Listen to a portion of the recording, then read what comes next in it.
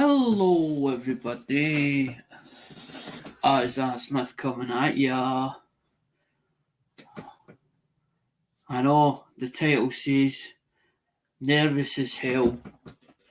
The reason why, because I haven't done this for some time.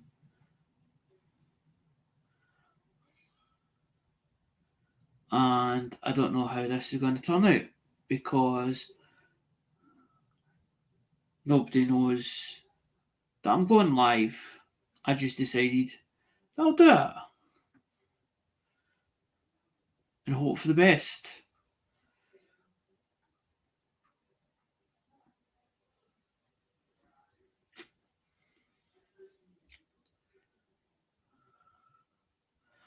I am. Hi, Dale.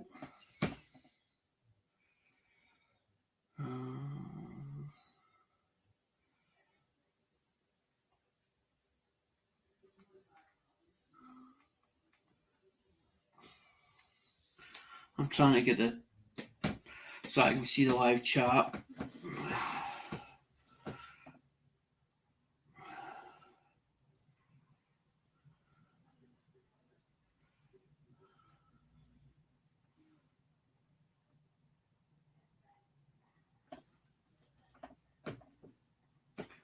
I'm just nervous as hell because it's been a while since I've done this. As in, I'm like, how's everybody going to react? And it's like, it's so daunting because you're like, if you've done like videos and you're doing videos and you're putting maybe a video every so often, so you're trying to create something and you don't know if it's enjoyable because you don't get the feedback back because that's what you're hoping through the comments. You're getting the feedback back so you know, well, is it enjoyable? Does people like it? As in, it's hard to figure that out on your own because only you see it and you go, oh, well, it's worthy, it might be worthy content to you as a creator, but it might not be worthy to the supporters. And you're thinking, do I do it this way? Do I do it that way? You're trying. I'm alright once I get into swing of things. Once I get back into swing of things, I'll be alright. But then I'm thinking, because what happened is 7 weeks before Christmas, I had this, like, it was like epiphany. And all of a sudden, I just jumped to I jumped to the bed. And it was like, do the mobile phones. Now, nobody knows me doing about the mobile phones. I've maybe put it up in the odd time where I've showed like two phones or whatever, and I'm like, but what happened is it was sheer accident. It happened. It was sheer accident. I was looking for not the modern UK coins, but the sort of the ones before the decimal currency, and I was going through eBay, and I sees this bag. The bag's only about the picture was lovely. Picture was beautiful. And I just looked at it and it's quite some in that. It's quite they're nice quantity. And I'm like, and I seen the price and I'm like, that's alright, that money. Like 20 quid or something like that. But this is how it happened. The guy had only put on coins because obviously he'd got them in and all he wanted to do was offload them. But I didn't know this. I thought that it was going to be an ongoing thing. So I'm like, it's going to be ongoing coins. So it's going to be the sort of later years or the later stuff, as in then maybe I can get a hold of it. But he happened to do my other favourite passion. And this is when it come about. This is when it started, as in the 7 weeks before Christmas. And that's what I've been doing. So I've been doing a lot of stuff behind the scenes, sort of getting it ready and bits and pieces and trying to figure it out and do this, do that.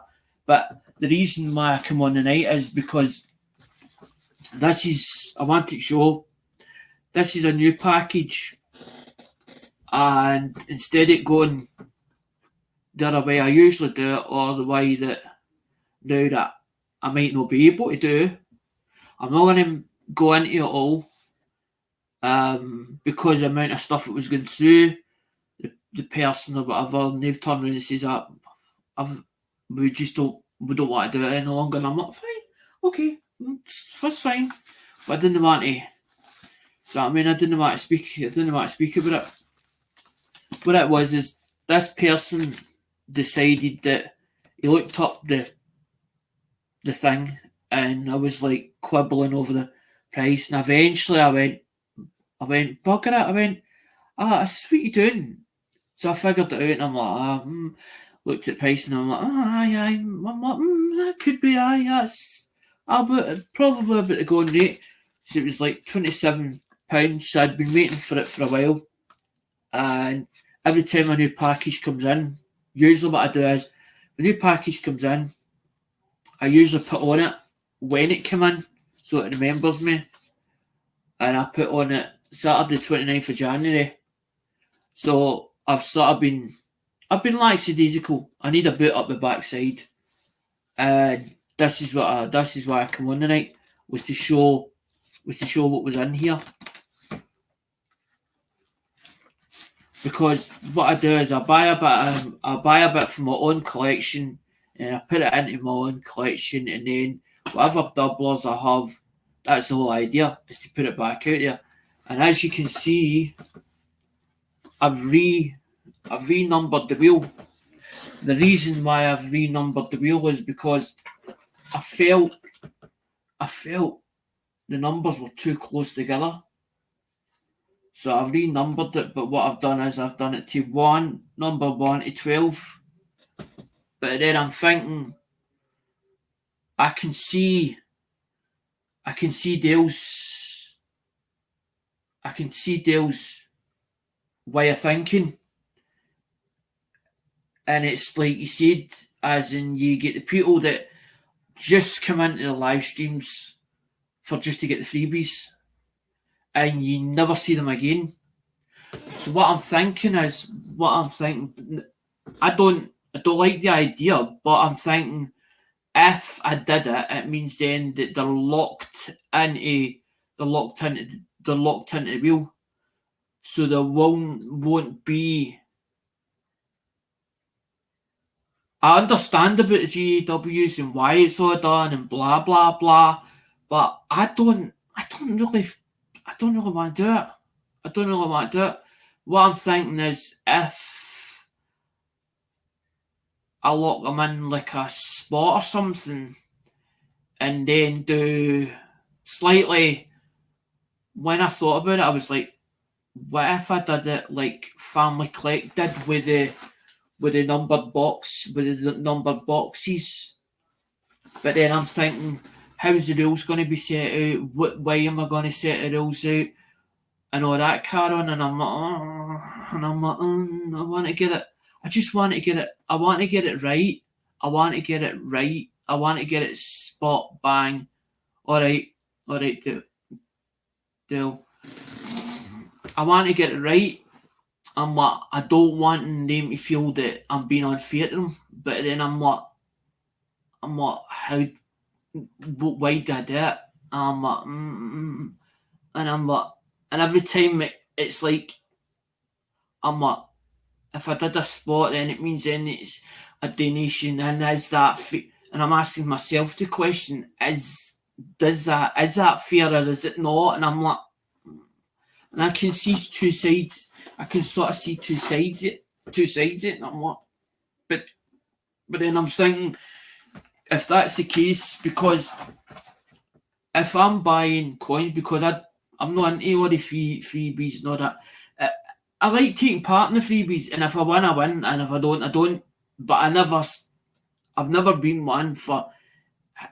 I don't know how to accept a freebie when somebody's like, "Here you go, Alec." Do you know what I mean? And I'm like, "Why are you giving?" I'm looking at it and going, "Why are you giving me that for? Is there something? Is there a reason why you gave me it in the first place?" Do you know what I mean? That's the way I'm like, because my mum brought us up that that there's always a catch to when it's a freebie. Because you used to, as a kid, you were like, as in you seen Kellogg's cornflakes or whatever, and it says collect 5 or whatever it was, but then they would charge you like a certain price for the postage, but you wouldn't see that until you actually read the small print. Mum used to say, "There's nothing in life for free. There's nothing in life for free," and I think that's where I'm sort of like, I can see where she was coming from. I can see where she's coming from, and I'm like, okay, so you don't get nothing in life for free, so you have to work for it or you have to earn it to get it if you want it. And I'm like, but then I'm like, I can understand the JW and all the rest as and the way they do it and blah blah blah. And I'm not against. I'm totally not against. I'm not against it, but it's no. It just doesn't feel my cup of tea. But then I'm thinking, what if locked them into the wheel? That helps for the shipping cost. It means then I only have to look out for the cost of the coins, you get the coins. But then I'm thinking, well, if I locked them into that, they get a prize at it, as in, so they pick. Because I was thinking, well, say for instance, there's like, they get a small thing for the donation they put in, and then say for instance, there's 12 or 15 of them, as in the stream. So they 12 that's all chipped in the spot or donation or whatever you want to call it, they get the chance to own the wheel, but they don't get to choose the number. It's a case of what will happen is we'll say you have to pick numbers 1 to 12 and let the chat sort of roll on, and then what we'll do is whatever the number it falls on, that's the prize they'll get. But then I'm thinking, I don't want to know what is in the envelope. I'm like, well, how am I going to do that? And I'm like, how am I going to not see it? I'm going to have to put it in the first place. So it's only me that's going to see it. Because I was like, I could understand when Dean used to do it, and I'm thinking maybe he's done it 2 weeks before or 3 weeks before, so you can't remember what was actually in it. So it's a surprise to them as well. But you're putting in half decent stuff. Because that was the whole idea of getting another account. Because I was like, well, why don't I do? But then I was like, I don't want to be doing like the UK coin hunting through a bag of £250 worth of 50 pences. But then I'm thinking, if that's what they want, why not do it and then put them into the envelopes and whatever else, or they get sort of, because that was my idea of thinking, because I've always been one of these people that I'm like, right, I like date years or whatever, or I'm searching for a certain coin, or I'm searching for, because when I start a set, I'm trying to finish that whole set, as in if it's like Canadians, if it's like, because it's like, if I go into my passion or my hobby, it's like me when I do the phones, I'm searching for all the ones that I haven't seen before. That's the ones I'm hoping to get, because I'm like, well, I've seen it through my hands. But then I'm thinking, I can only say that I've seen it, I can't show anybody it. And that was the whole idea with the behind buying the coins, was having specimens so I can show them and go, there's a specimen there. And if there's doublers, then I can turn around and say, well, it's as good a quality as this one I've got. And do it that way, because I'm like, well, I fall for the doublers, because I can't keep the whole lot. I can't keep them all. Probably people went off because it's doing me. Right, so I was waiting for a few people coming in. As I said, we've only got 4, so somebody said a while ago, your channel's dead and all that, blah blah blah and all that, whatever, as in I didn't even know the person for Adam. Do you know what I mean? Hi America. Do you know what I mean? I know use lot, but when it's somebody new that I have never seen before and they're saying things and it's like it's not, to me it wasn't put in a nasty way, but it was like it was hurtful, as in what the person was saying, and I was like, maybe they're right, maybe they have got a point, maybe because when you're doing YouTube, it's got to be consistent. If you're not consistent with it, it's like people go off it. It takes a while. It's like doing eBay, and you've got the ball rolling. Once you get the ball rolling, you could go like every week. So you're putting stuff on call every week. But if you stop halfway through it and you don't do it for 2-3 weeks, people's like, well, where is he and all this and what's going on? Do you know what I mean? They don't know what's going on. Right, so let's, because that was dated the 28th of January. I told the person to remember to put in stickers, because I was like, if you put in stickers, then I can do what I need to do. I can shout the channel out when I open the package. But I hadn't opened the package yet, and I was waiting for it coming, and it didn't arrive to it was the 29th or something. It arrived 29th of January, and I know it's now the 14th. But as I said, I've been busy behind the scenes. I don't understand. Why is that? Why is there a... Why is that? There's a silver box, but then I'm thinking, why is there not that? Why is that not there?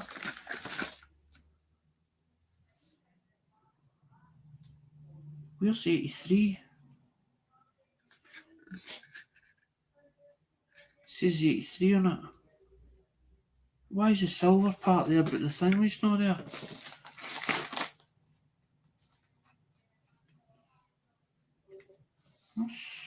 That's fucking weird.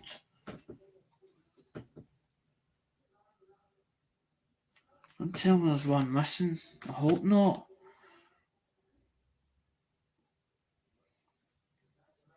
Because that says 74.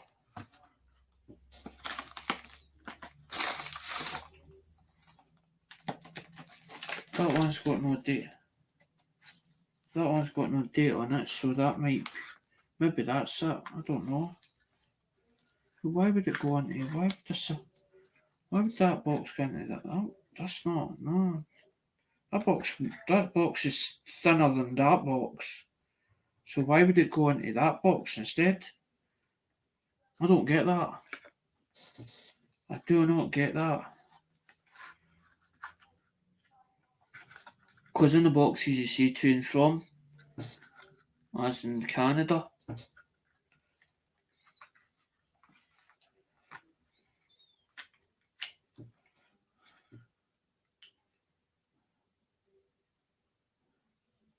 Because the reason I buy these is hoping that eventually I've got too many of them and end up basically putting them onto the wheel, because they're 50%, they're 50%ers. Them. But I'm trying to collect the ones that I don't have.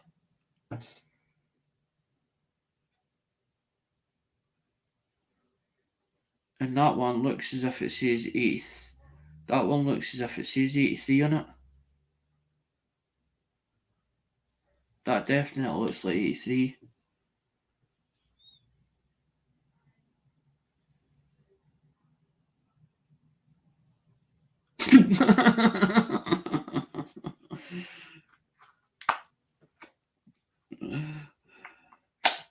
But why is that box? I don't understand that. Why is that box bigger than that one? If that's 83, that means then that should be in there. But it says Monareal Royale Canadian. It says on it. So I would have thought that should be in there. that should be in there like that. Did they ever come in boxes like that? Is that what it is? But then I don't think so. Unless they're just different are they just different boxes? Hi Big Red.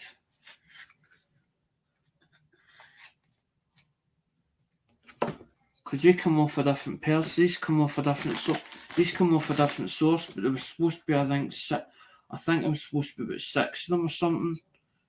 I think it was supposed to be 6 in total. I think.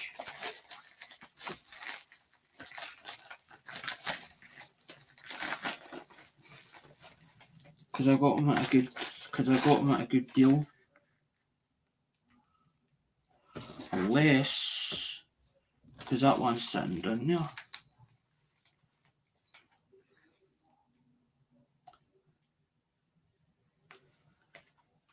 I think I found it.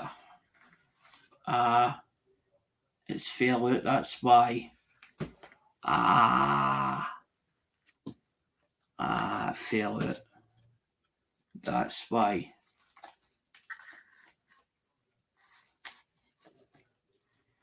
So the box is big. Right. Now I get it. The box is actually a lot longer. That's why.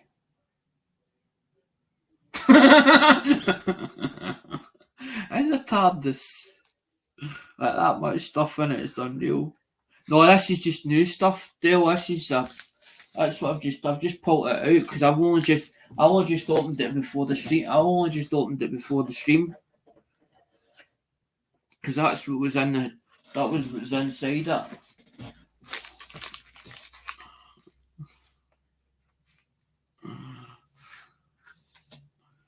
No, I will show them out.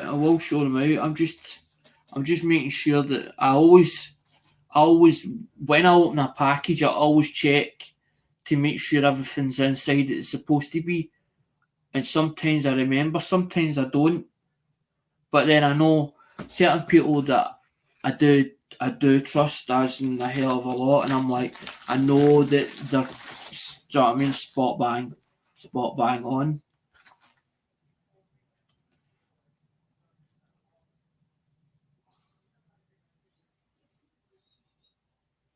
Because that's who it's Ashes.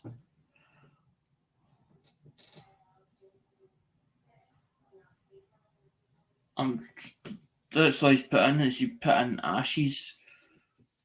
I don't like calling people with their real name unless they say to me that it's fine to use their real name. I don't ever use anybody's real name.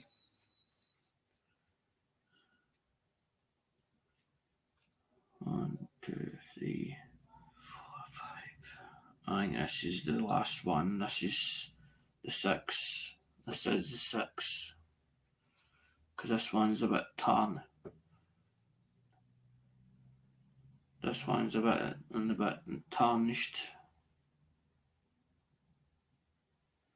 This one's a bit tarnished. That one's a Canada. And that's the one that says the commemoration one, 1867. See, sometimes I take a love to something.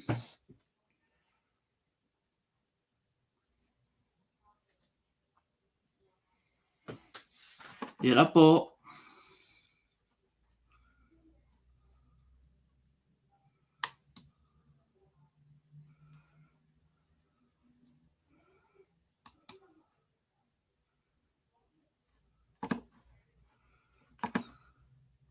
You're blocked for 5 minutes.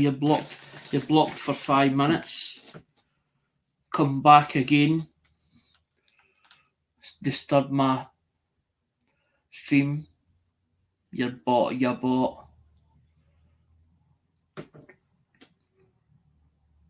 Now sometimes I take a shine to something and I'm like, oh, I like that. I like look at that. And then I was like, how much? I think it was like 60 or something like that.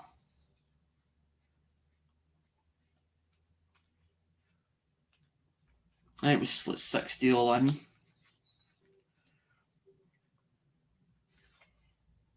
Because that one says 1860. That's the wallet. That's the wallet. It says 1867 to 1967.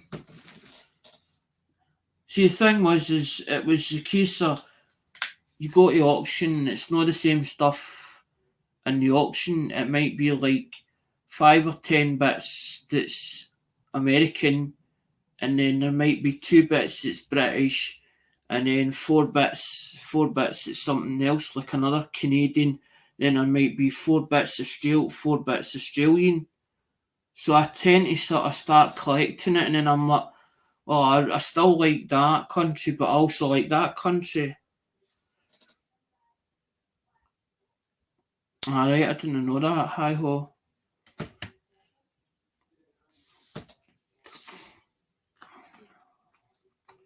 Because that one's dated 74. Because I need to start finding the ones that I have got and the ones that I don't have.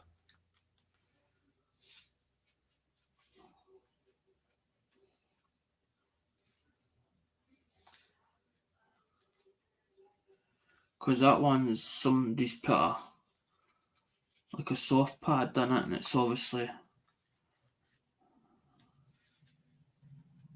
that's actually quite nice. The toning that way, the tonings went in that actually on that. This one says 1972. A lot of them with a boat. You bugger! I just dropped that. Just dropped it on the floor. I dropped it on the floor. Look at the colours of that. See, if I would put that under a microscope, you see the colours on that. Like beautiful. It was beautiful, the tonings that's went in that on the back on that. Because obviously how long it's been lying.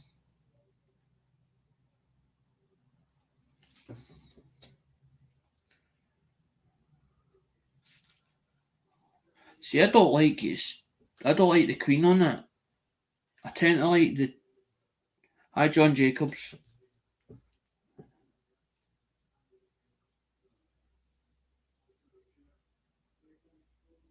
In 1972.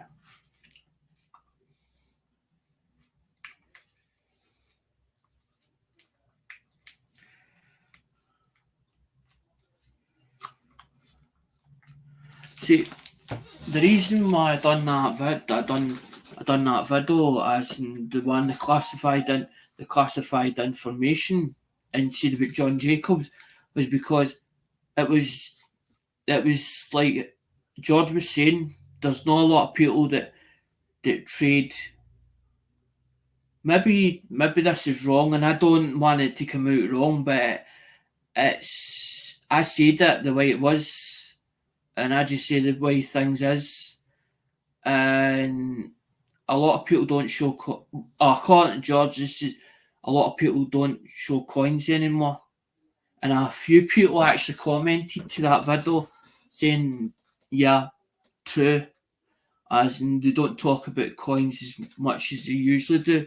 But see, the thing is, when I used to do the car boot sales and I used to take stuff up to car boot sales, I never pressure a customer or somebody that's looking at stuff. I tend to let them be until they're ready. And this is why I don't push sales. I don't push sales in the channel. I show you coins, and I've had people that will, like Andrew, will go, I like that coin, and I'll be like, talk to me later. Because I don't want it disrupting the chat, because I want so that you guys realise that I'm not ignoring you guys, because you actually are the ones that make the channel. If I didn't have you guys, right, watching the videos and coming to the live streams, the channel would be boring as hell. It would just be me talking and that's it. End of story. So it's used guys, and as Oz says, and I believe what Oz says, he's right. The supporters are the real MVPs. Exactly how it'll sell itself, but I don't push it on anybody that they have to buy. They have to buy. They have to buy. I've this obsession got so much. I just thought when I first started, I'm like, it'll only be a couple of bits. It'll only be a couple of bits. It'll only be just a bit, and it'll just go into one space. But now it's when it goes we, and it goes zzz, and it grows, and it grows, and it grows, and it grows, and it grows, and you go, oh fuck, and you go, and you're looking at it, you go, but you don't know what to pull out. You don't know what to pull out because it's that amount of stuff that's unreal. And then you get to stage and you go, I need to organise it. I need to sort it. But you open one box and then you try to remember, what did I put in this box? Is there stuff in that box that should be in that other box? Because you're trying to organise it into a system. People keep saying, why don't you organise it onto a spreadsheet? I hate filling out people. I hate filling out paperwork. Because I usually do it. I don't usually do it on computer. I usually do it on paper first. I usually mark. It's like when I used to do eBay, I would mark down, say for instance, I would work out, right, I'm going to put 12, I'm going to list 12 on, and I go, right, the first one's at the box. So I take 12 at the box and sit them in place, and then I go, right, I need to write what model that is. What was that as, and did it power up? Did it alright? Did I check it? Did I test it? And I mark it all down. And once I get it ready, I go, right, description's going on now. But there's been a lot of changes in eBay, but I don't want to do eBay. I've never done eBay for coins. I've done eBay for phones, but then I'm thinking, I don't really want to put on. That was the whole idea behind the channel.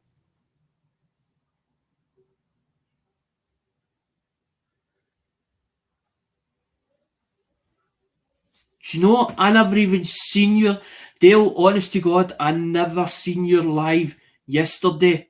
I never seen it. I didn't see it. So if you were talking about it yesterday, that's weird. That is weird. That's weird.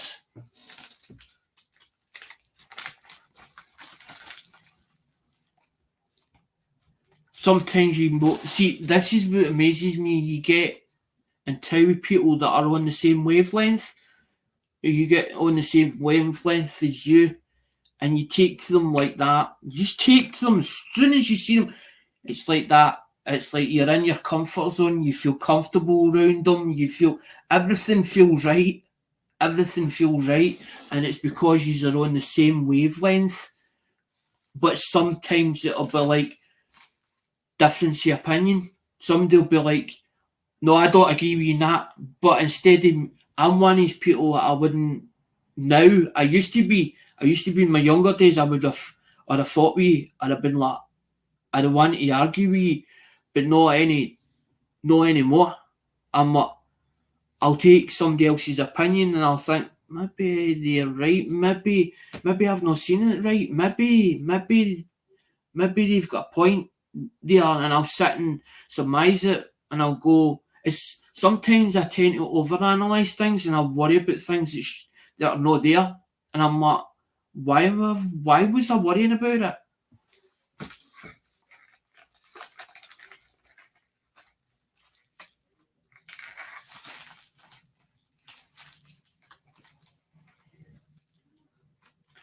See, this is what I'm frightened of, Dale, is because I'm thinking I couldn't be able to take so many people on at a time.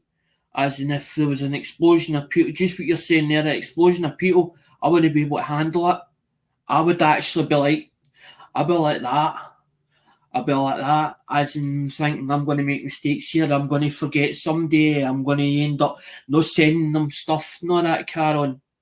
And I'm like, this is why I'm like, what if I done it like a spot or a donation where they have to, as in, like put a donation in, so it means then that they're locked in, and it means then that even if other people come in, yeah, I'll take the names, but we won't do it until day 12 are finished or whatever else, or how many it is.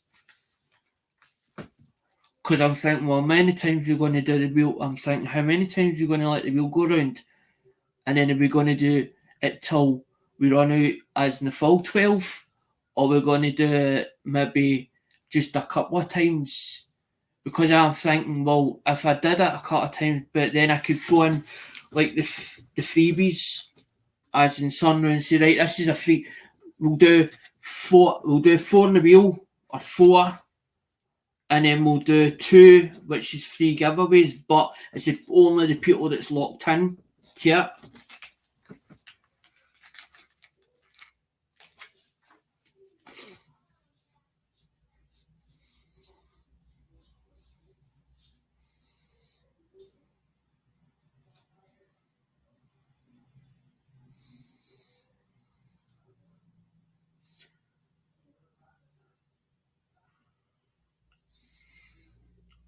Aye, but they get the free swag and then they done, and you never see from them again. But they're no loyal true fans or no loyal supporters.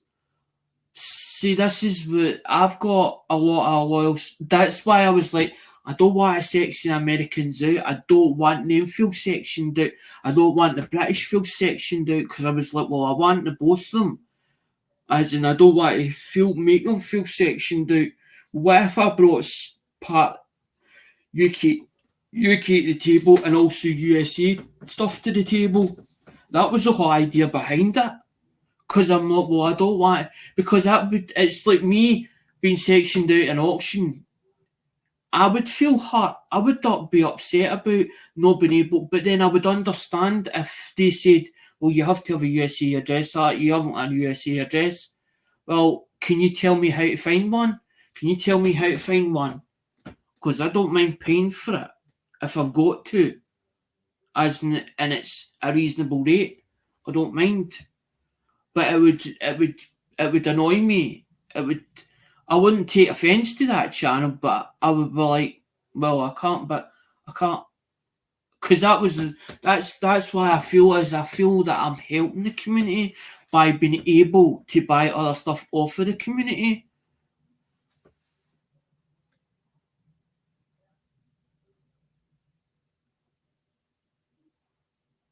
I don't feel that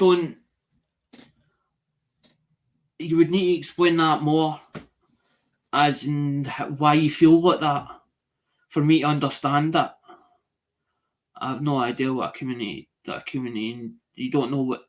I can understand, as in sometimes you feel like you're an outsider to everybody else, and like, as in sometimes I feel like that, as in when you don't get an email saying, oh, by the way, such and such is doing this, are you interested in being part of it?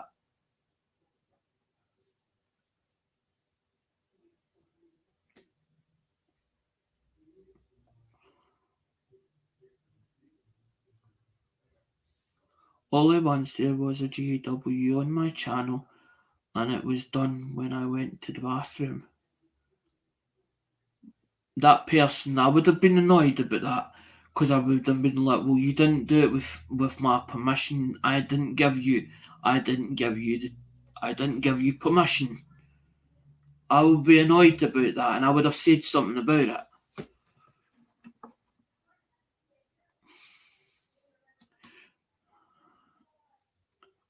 Can anybody that is a mod, and I have just timed that out, that bot has come in. If certain people are here and they're a mod, can you please tell me either do I have to block it, as in block it with using as in my end, or can one of yous do it? Because I'm fed up with the bots, and every time I see the bots, I tend to report them. If I'm in somebody's stream and I see them, I'll actually report them.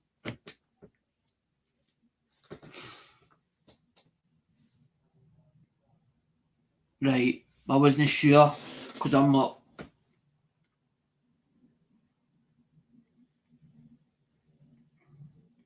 Because there's actually 50, there's actually 15 mods. There's actually 15 in total, and I don't know. I can't remember who's mods and who's not because, as I said, I don't do the lives very often. I started doing like the videos because I'm like, well, I like doing the videos, but then I was like, I need to get a lot of things off. I wouldn't say off my chest. It's just that I needed to sort of interact with you guys, as in because it's been so long, and I have to do this, but it's not really. It's not a case of that, as in that I want to get monetized. I'm thinking of all the things that I could do if the channel ever gets monetized. I'm like, well, I can put a PayPal on, and I can do this, and I can do that. But it's all the benefit. It's all the benefit for the supporters, because it was always a case of, well, I don't want to be famous. I like entertaining and I like singing, and I'm like, well, if I'm good at entertaining, I might as well do it. And I'm like, well, I don't want to really. It's not because I want to be famous, and it's not because I want the money. But then I was like, well, if I'm going to do it, I want to do it right. I want to do it right. I want to be able to do it right. And I want routine and structure back in my life, because I have no structure and routine. And once I get that structure and routine back in my life, then I feel as if I'm controlling my life again. Because at the moment, I'm like, there's days where I'm like, I just can't be bothered. I'm not got energy, and I'm like, I can't be bothered. And then I'm like, and then there's like days where you go, I'm going to do this tomorrow. Tomorrow comes, and you go, I did it in an hour. An hour turns into 2 hours, and 3 hours later, and you go, okay, it's too late now. I did it tomorrow.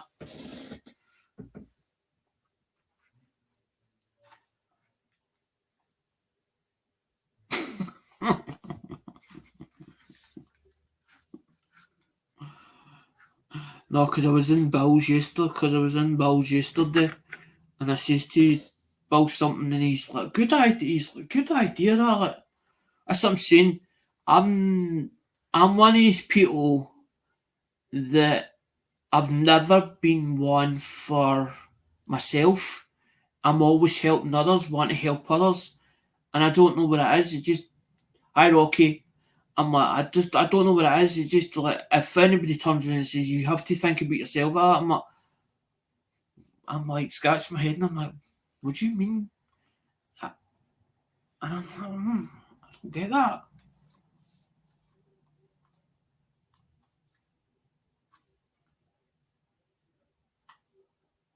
My hours went back anyway, so it didn't really bother me.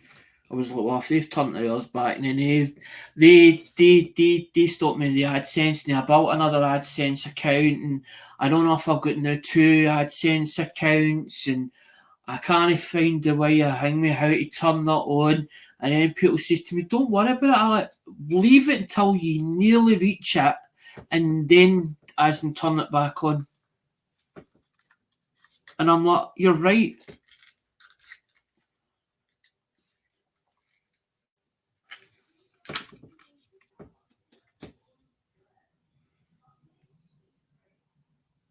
There's Winnipeg.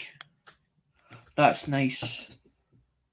Because that was the whole idea, to show you guys as and what was in the boxes.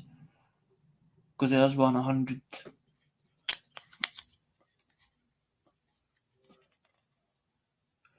People's asked me about like Jeepings, like saying uh, about keeps on about Irish and Scottish coin, Scottish. The thing is, some of your coins that are up in Scotland have got the exact same designs as England, because every coin that we have has Queen Elizabeth on it. I just wanted to get that out. The only two things that I've ever seen is banknotes, and one says Clydesdale Bank, and the other one says Royal of Scotland, and that's the only ones I've ever seen that are different. The rest of them, the loose coins, no, the rest are the exact same as what Dale shows and what Dale talks about. But the thing is, I can't do it. I can't do it as well as Dale does. When Dale does them, you never see him reading out a book. He shows the coins and he talks about the coins in detail, right? He also knows what it says, the Regina data over it, which is the Regina's there. That's the Regina there. And Dale knows all the information. Not of the Canadian, but of the ones that he does. And he's good at it. And I really put my hands up and I'm like, Dale can do this really good. And I'm like, why do I need to do it? Why am I going to do it for?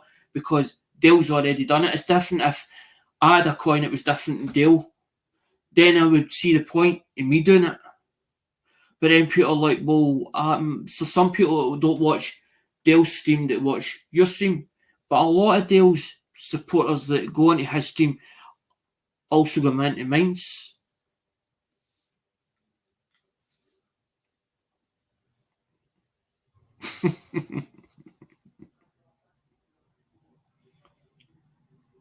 It's a book he notes. He showed it before. Told me about the book. He told me about the book, but I didn't know I let the cat out of the bag. He's got a book and he's wrote it himself. It's all handwritten. It's all handwritten in the book.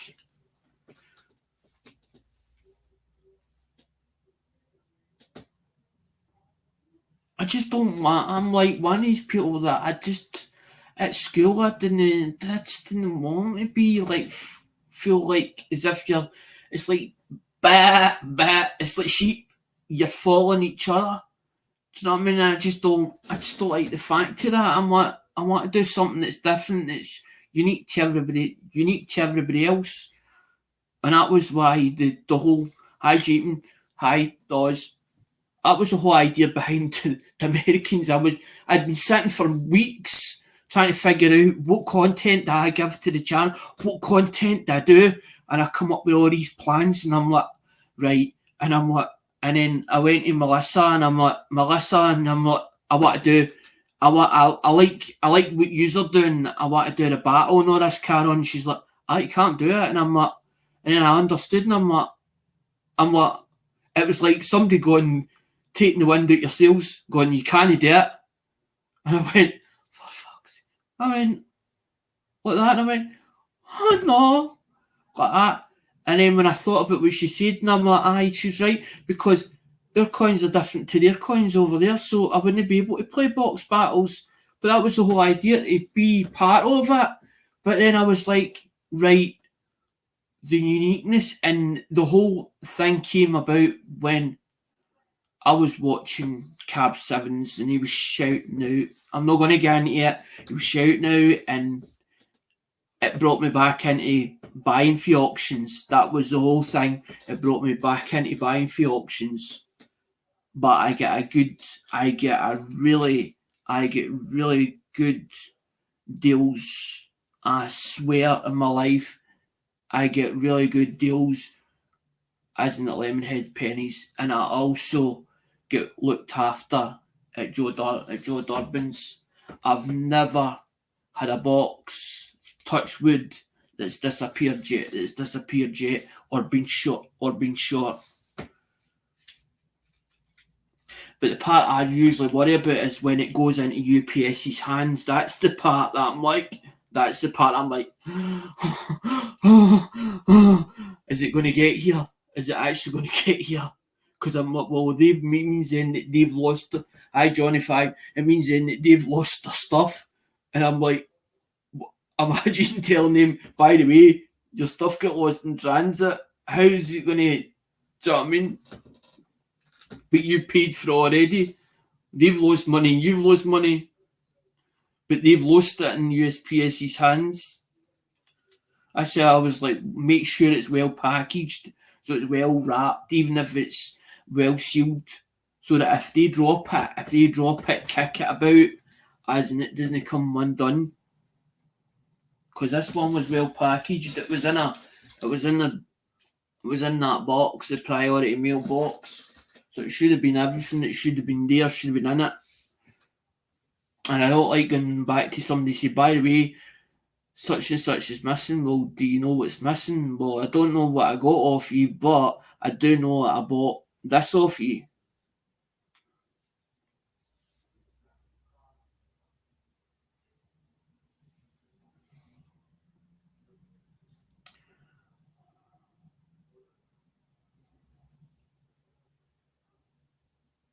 I wonder if that must be inside the one of the zeros. There's like a water wheel, like a spinning wheel. I wonder if that's something about the woven mills or something. As in for Canada, there's a blooming but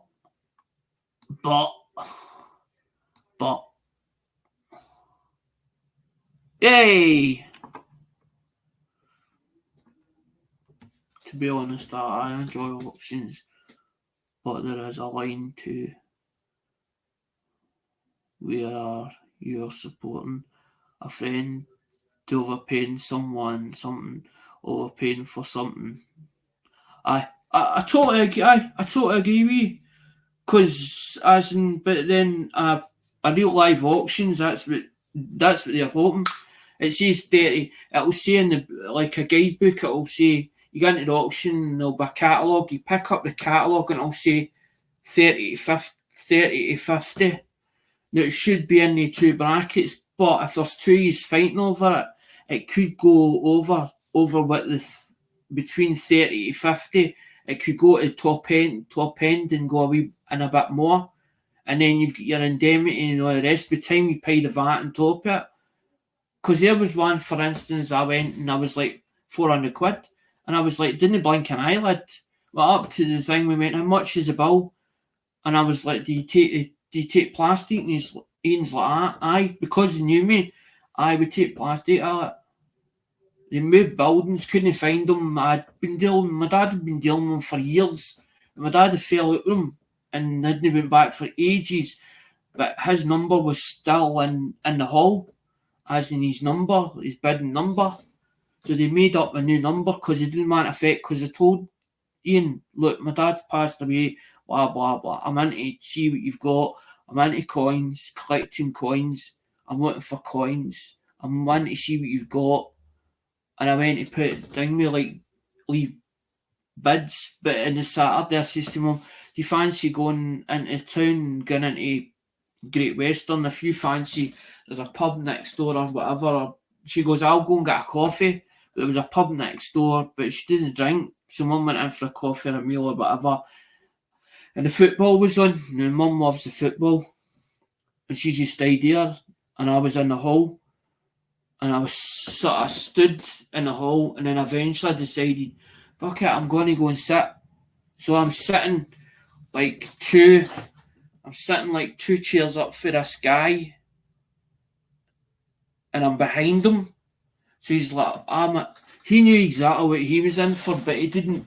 But a lot of the people that I'd known, the other traders, had already bid and stuff, left provisional bids.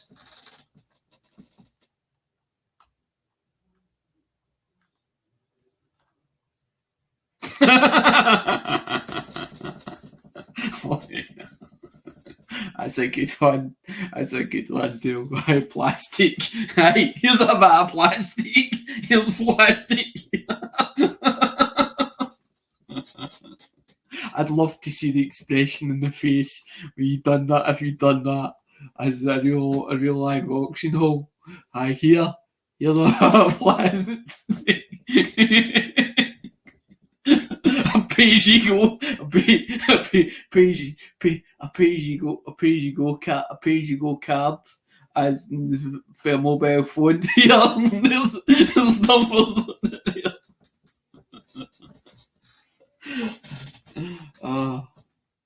Some of that's already gone.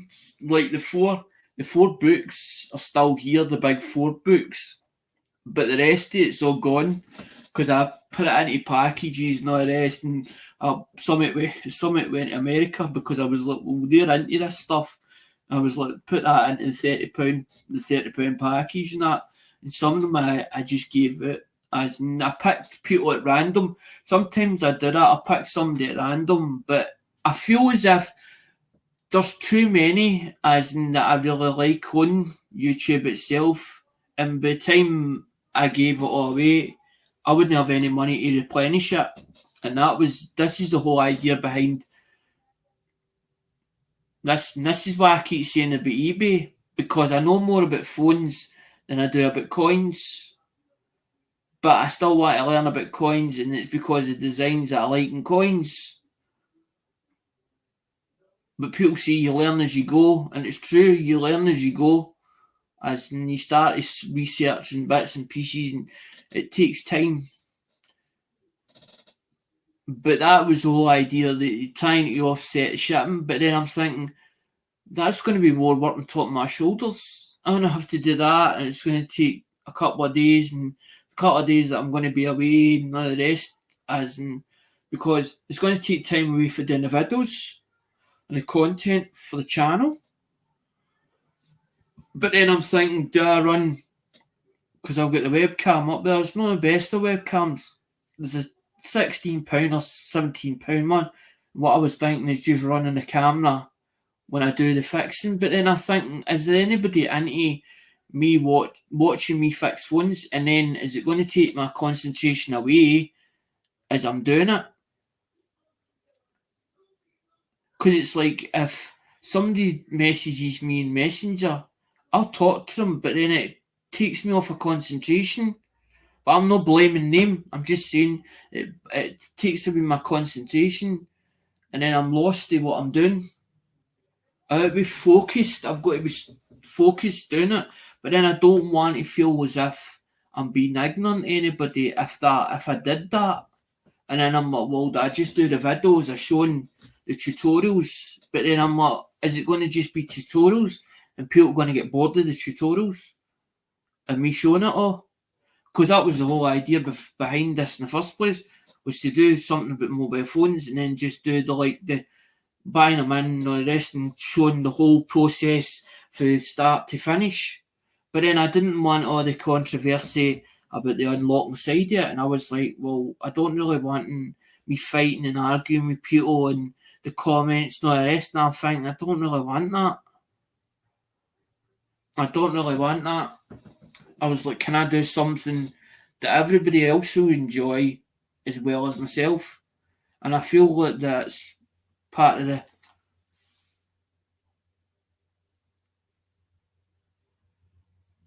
nice one. I'm off down the shop.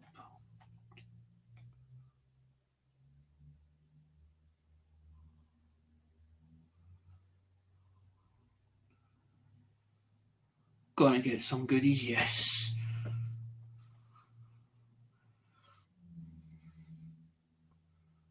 Bye, guy. Bye. I know, I only showed that one. That's Winnipeg. So that's Winnipeg's one. That's Winnipeg's one. Did I show what one did I show? So 710. So.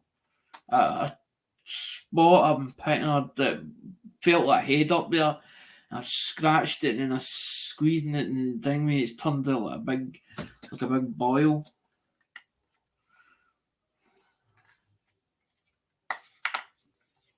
I think, did I show this? Did I already show that one? I hate trying to get these out. Oh, come on, out. Come on, you bugger.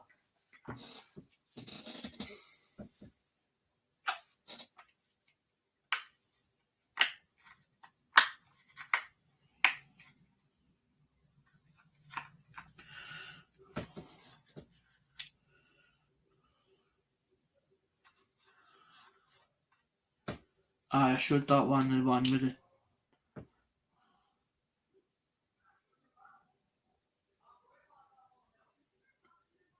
That's the one with the universal... This is University Slade.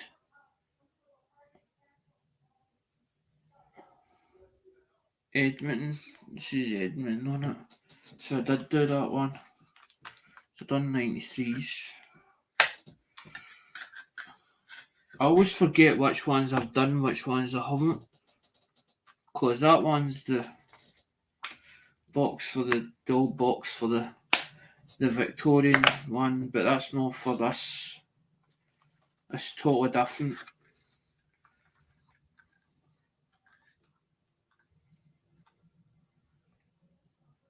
Fearing, no. As in it's like I get nervous the first part of it when I first start, and then it goes away after I get into swing of things. I'm alright. It's just I think the thought of how will everybody react. It was a how will everybody react because they hadn't seen me for so long. And a lot of the ones that the last couple ones I've been doing, it's like videos. It's not been like live streams. Because I used to do one every so often, as in just spontaneous, and then do it. Because this is what I'm doing I'm going to do Ask for Elbow, to be honest with you guys. Like the Ask for Elbow, and what I'm doing I'm doing the new stuff. I'm doing the new stuff first, and then eventually I do the older stuff back. But then I'm thinking I don't really want to be opening boxes because I've got enough boxes opened now, and I really would like to try and sort of get it down to a sensible level and then restart as in with the new stuff. So you don't see the new stuff yet. So it's like as in the old stuff first. Because that's what they do in the shop. As in you always put the old stock out first, and then once it sort of dwindles down, then you put new stock up. Because I've got another three boxes coming in. There's another 3 boxes coming in. And there's 2 boxes in there that's Joe's. There's another one under here. There's 3 of Joe's already that's not opened. There's another 3 coming. And then there's 4 of lemon. There's 4 of lemon heads here. And they're big. They're actually big boxes.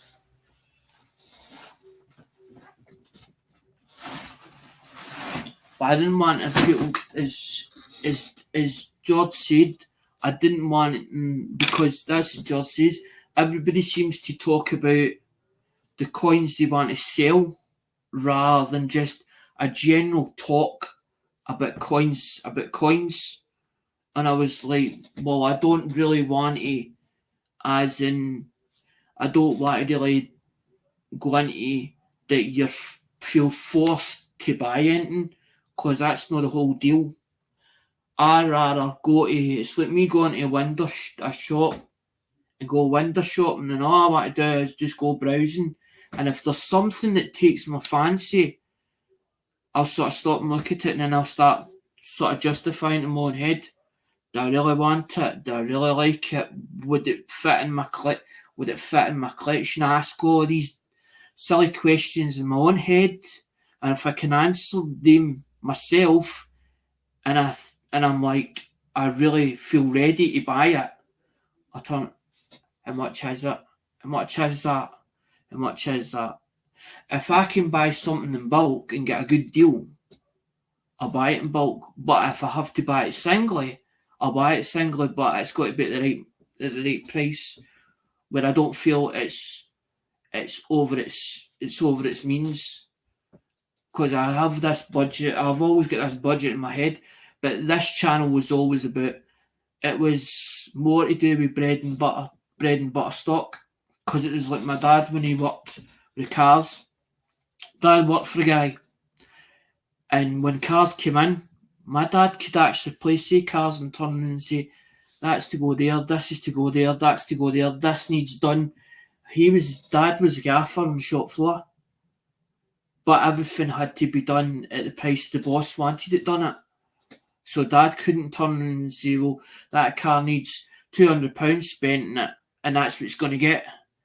It was a case of, can you fix it, Gordon? Can you tidy it up? Just tidy it up, because it was only going to get him so much as in going to auction. So a lot of it was like, do it as quick as you possibly can, tidy it up, get it ready, and out the door. But it was only going for auction. It wasn't going to, as in personal customers, although it was used car sales. But Dad knew everywhere every car went. And he used to say to me, son, if you're buying stuff, you want bread and butter stock, stuff that sells every day, all the time. And that's what I do, especially. But I don't have customers tell me, you'll buy this, you'll buy this, you'll buy that. And I don't have customers specified for stock.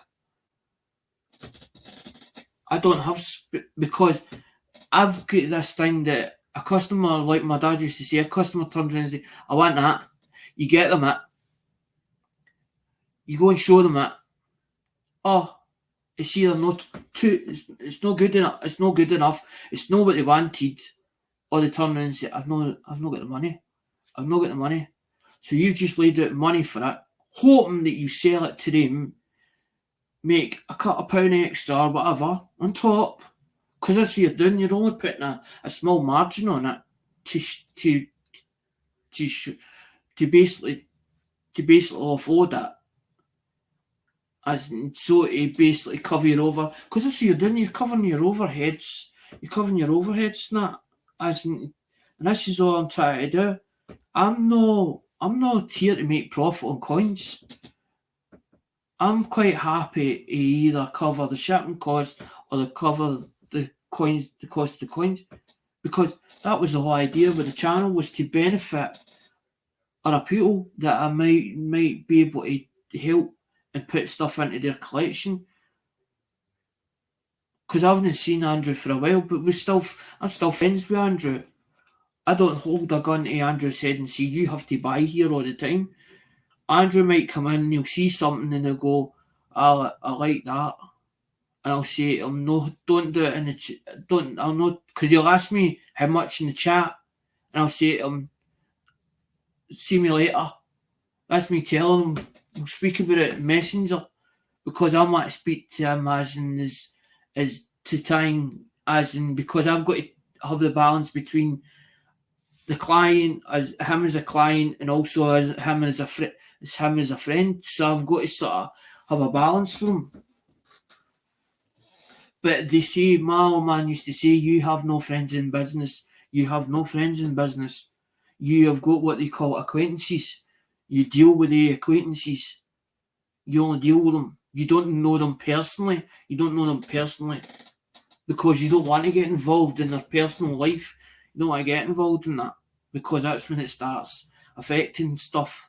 And that's, you're like, no, don't do that. Dad taught me a lot about as in business and all the rest, and how to do it properly and all the rest. But Dad was in it to get a couple of drinks. I don't drink. I don't touch the stuff, because I've seen the damage it done. I loved him. I loved that man, as in, not just as my father, as a friend. And there was some things that I could go to him and he wouldn't tell anybody else. But there was times where he'd be like, you deal with the consequences. And then it was a hard lesson he taught me on a few occasions. Like the one time I always remember, this guy had turned around and said that I'd got stock of him, and I was to pay it later on. It's to pay it later on. And I got the stuff and it was a pail of crap. I get a blame that I took 2 phones or whatever, two items, and no gave them back. I gave him everything back, and I'm walking around the car boot sale. My dad's in front of me, and he let me have. He let him punch me right in the mouth. And I thought, you bugger, you're supposed to be there protecting me, as in watching my back, and you just let him punch me in the mouth.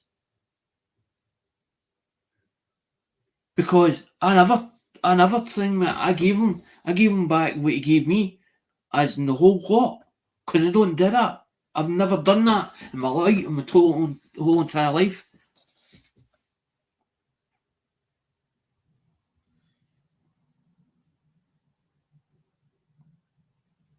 Tammy, the stuff that I'm keeping, as in usually as in the collection, that they get taken out the stock, and I'm like, that doesn't go back into stock. He heard his name getting mentioned, and he's like, what is she talking about? He talking about me? His ears was burning. No, that's like that. That's sentimental, and there's stuff in like that drawer. That's so. No, I mean, Tammy, that's so sentimental. I usually take 1 or 2 bits out, but the stuff that I like, as in that I call specimens, and I'll take the specimens to show you school like that, because I don't sell junk. See if it doesn't come up to my quality or my standards, it doesn't pass my standards, it don't get sold. It just don't get sold. It's like stuff that I buy in mobile phones. I might buy in 30 phones, and there might be 5 or 7 of them that's junk, and they just get that. They don't even get put back on eBay. Thrown into a donor bag, thrown into a bag. That's for bits. I was talking about it, Dingme, when the stuff you sometimes see, Andrew. No, it was nothing bad. No, I don't do that. I don't talk behind people's back, and I don't stab. I don't do that. I don't stab people in the back. I would rather if I've got something to say to somebody, I'll say it straight to their face. But sometimes I don't. I won't hear. I don't get people involved. If I've got a grievance against somebody, I don't get everybody else involved, unless I have to. I don't, because I don't like that way. I don't like. It's like feeling like pig in the middle. It's like 2 people arguing, and you see them arguing, and he's your friend, and he's the friend as well, and you're looking at the 2 of them, and you're thinking, "The fuck's this all about?" And you're looking at him, and he's shouting at him, and he's shouting at him, and you're thinking, "Fucking pig! I'm piggy in the middle. I'm piggy in the middle here. I'm standing here and the 2 are doing me at each other's loggerhead." There's times where you just want to grab the 2 of them and go both like that, 2 heads together. And sometimes that's where I walk away from that. I tend to walk away from it. I'm like, don't want it. I don't want it in the channel. I don't want to bring it here.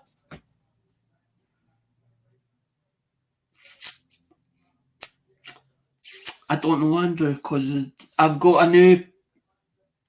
I was talking about the plan for the whole idea behind that. I'm thinking, I seen them doing like it's like they've done like 10 places, and they'll say $10 for a spot or whatever. I'm thinking along the lines, but I'm thinking about as in the numbers will correspond to a prize, and I'm thinking if we lock people into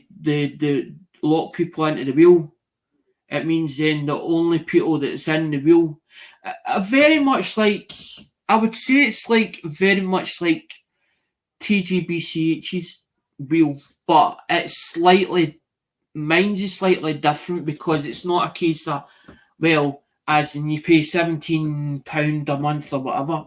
There's not a membership fee. It's not a case of that you could do it one week and not do it the next.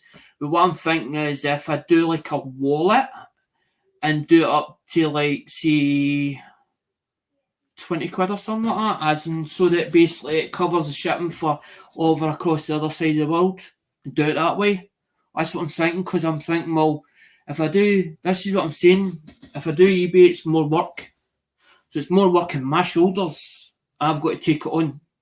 So it means then it's going to take time with the videos and blah, blah, blah.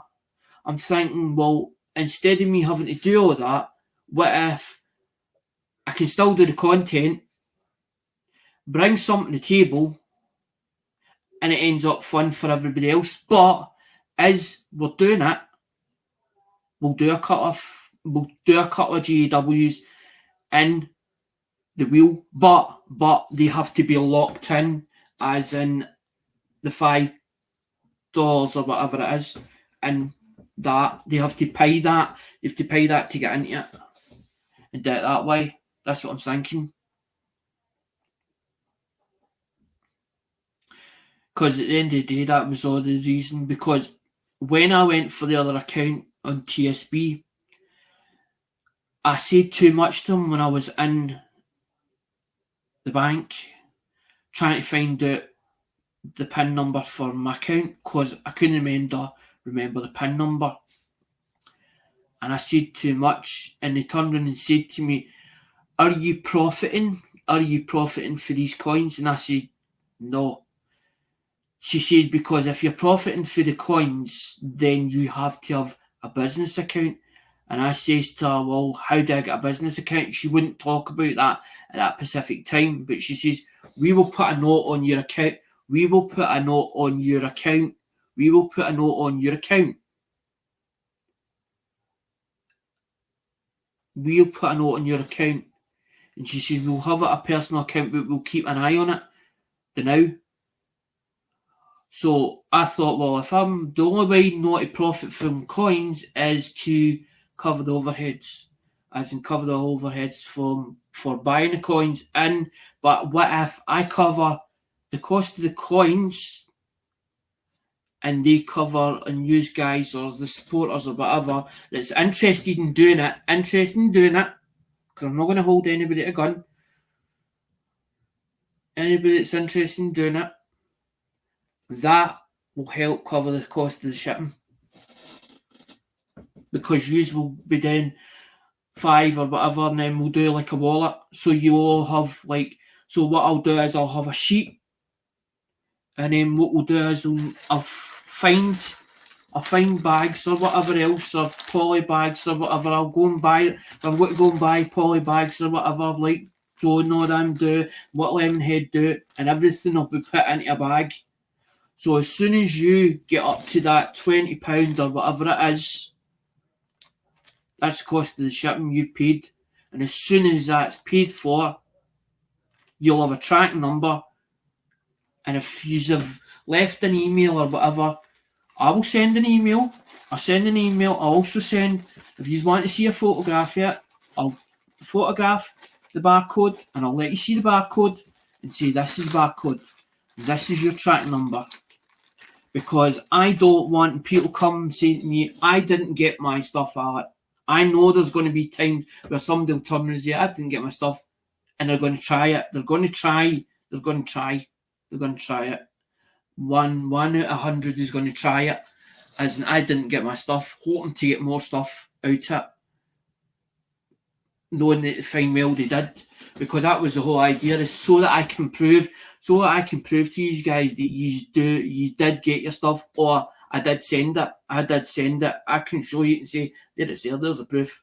There's a tracking number on it. Because that's why I do the bit dearer. Because it means then the international shipping gives me a tracking number which says I've sent it to you. There it's there. There's a proof, black and white, it's there. Because I do have, Andrew's bought stuff off me, Dale's bought stuff off me, as in they bought maybe 3-4 times, and they've never not yet got the stuff. I might be a bit delayed with getting stuff out because there's some days I'm like, I'm not going out in piss and rain.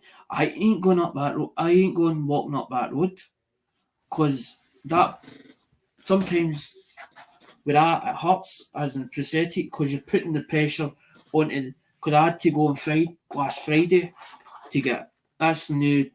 They put a leather liner in it, hoping that it'll prop it up a bit because they said it was too far in. And then I got a bit of sock and I cut a bit of like a sports sock and I cut a bit of sock up and I put super. What I done was is where that soffit comes out, there's a bolt. It's at the bottom inside that, and I get sock and folded it up, and got super glue, and stuck all with super glued it. And some of this was coming apart as and even though it was because they use Eva stick or it's a smelly stuff. It's like evil stick and it's like a brush and it was still sort of wet inside or moist inside and it started coming up. So when I come up back in, what I done was I got a bit of super glue and I stuck it at I fixed the bit that was flapping up and I left it in there and eventually it stuck itself. It stuck itself. It stuck itself. Because I want to be able to do stuff. I want to still be able to do. I still want to be able to do content in the channel because when I got, that's what I'm saying, when I got to the 400 mark, it was a case of, well, what content do I bring to the channel? What content? What am I going to do? I was like toiling between like phones and something else, and I'm like, and I started, you start panicking because I've no content. What am I going to do? Is people, am I going to still get, am I still going to keep, because it was never about the numbers, but you've seen it growing and you're like, it's growing in the right direction and you think, well, can I just get it a bit higher? Can I get it a bit higher? Can I get enough? Because YouTube have actually changed the amount of supporters you need to get. The high hosts just got it. What they do is when you get the amount of supporters you're supposed to, they unlock your community tab. They unlock the community tab so you can put whatever you like on your community tab. But they only unlock that once you get the numbers that they tell you. And the numbers have actually went to, I think it's 500 supporters now. It's not 1,000. It used to be 1,000. It used to be 1,000. It used to be 1,000. It's not any longer. It's 500. But there's a lot of them going on like the Facebook groups. There's one. There's one.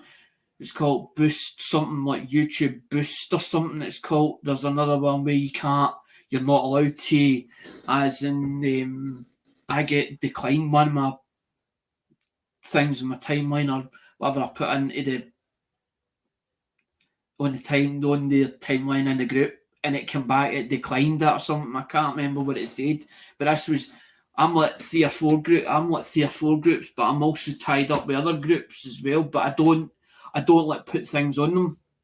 Some of them I just look to see out interest, what's going on, or what's sort of what have they put on there because I hate messing up and I hate getting as in because what happens is they decline the request or they decline it, and if you keep doing it, they eventually they sort of shove you out the group and like to one side. You get like what they used to call it Facebook jail, but I don't know if it's changed. But a lot of the groups are the YouTube people. It's the YouTube people that's actually on them. So some of them I actually know. Some of them I actually know.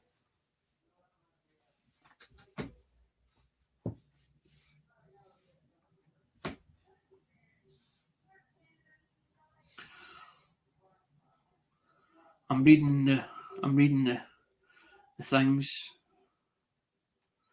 staying neutral and keeping bring me two good friends, yeah, bring me.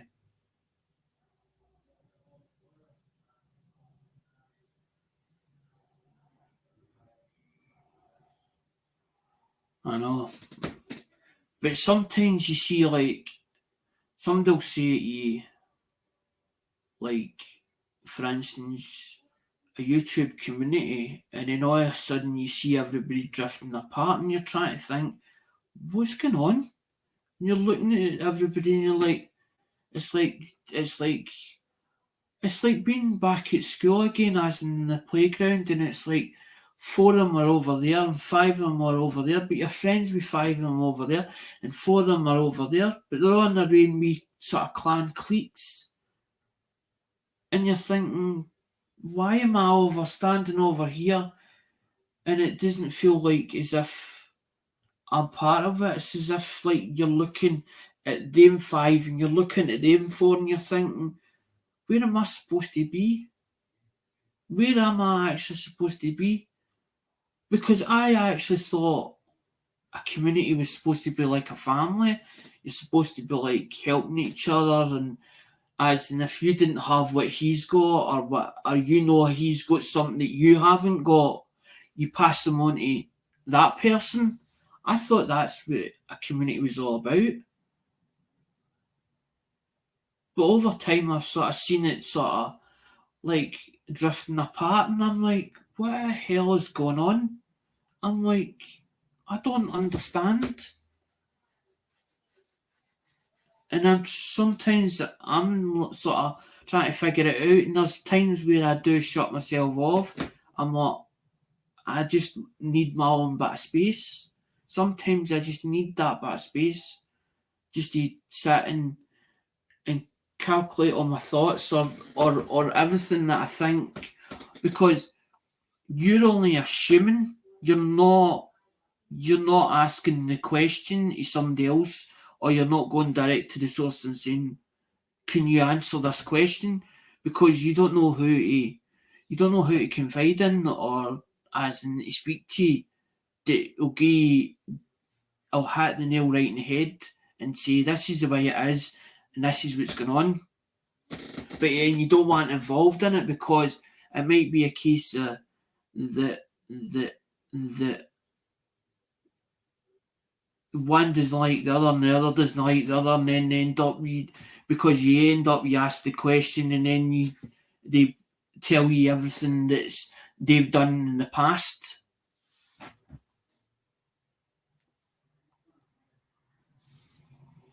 I don't even know which ones I've done. Not a clue. We're all just viewers or independent content creators. I know sometimes I think I do overthink things, and I'm like, do I actually overanalyze it all? And it's not that way at all. No, because this one actually says on the capsule itself. I actually showed that one. It says 1972. This is how I know they're proper, because sometimes they have that one says on it. It says 1972 silver. It says silver, but some of them were 80%, and some of them are 50. Some of them are 50%. High drive shaft drew. That's a long time frame. Drive shaft drew. I've known him for a long time. 1972. That's the one with the boat on it. I hate that noise. It drives me demented. Because this one says 72, but on the box it says 74. So it must be in the wrong box. Or the wrong. Somebody put 74 in the back here. Because that one says 77, and then somebody's marked at 72. It's marked 72, and then it was marked 1977, and then on the back somebody's marked at 1977.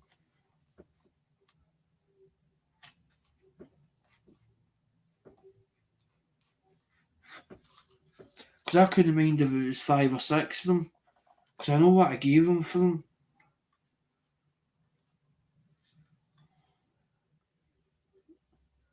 That looks like this one looks like a chair. This one looks like a chair. It looks actually like a chair. I actually like to show it, but it would show better as in if I put it under a microscope. It looks like a chair, so it does.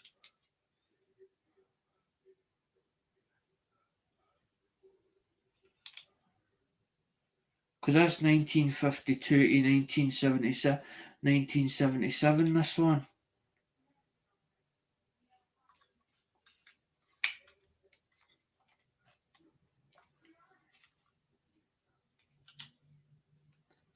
Because I think it was six. I think it was like six in total. Six in total. It was 65, 65.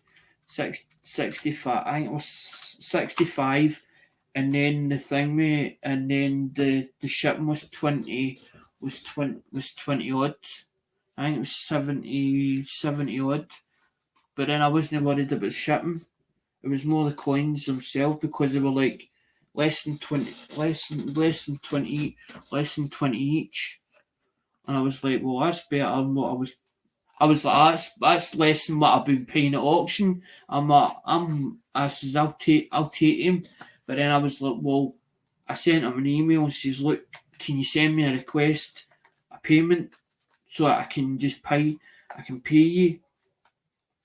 But the thing is, the part I don't like is when they do the friends and family. I'm a bit wary of angry when I'm doing the friends and family car on.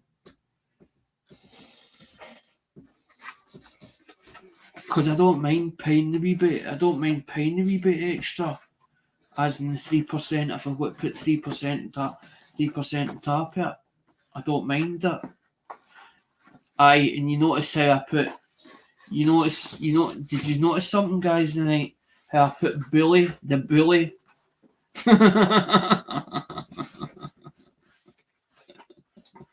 Bigfoot's and thing with that's big. That's big. That's big. That's big. That's Bigfoot's one. That's Bigfoot's and thing with Aussie's one. It's a little. It's like a joke. It's like a joke. But there was one about one of these presidents or something like that, and it was the way he was, and they nicknamed us after him. So I just left it like that. I just left it like that. I thought the thing, man. I thought I'd just have a laugh at night because I was in one of these sort of moods that was like I was sort of half not in the mood and half in the mood.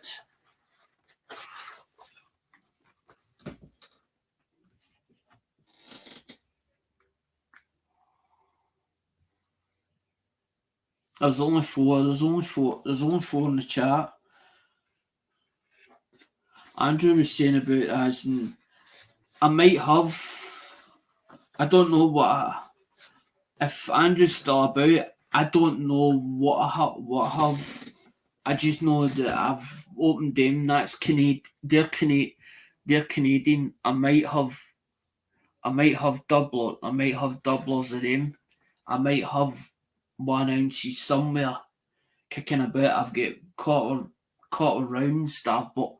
Quarter rounds that I bought because as I bought stuff right up to I think it was like well just before Christmas, and then I started winding down, and I was like I can't.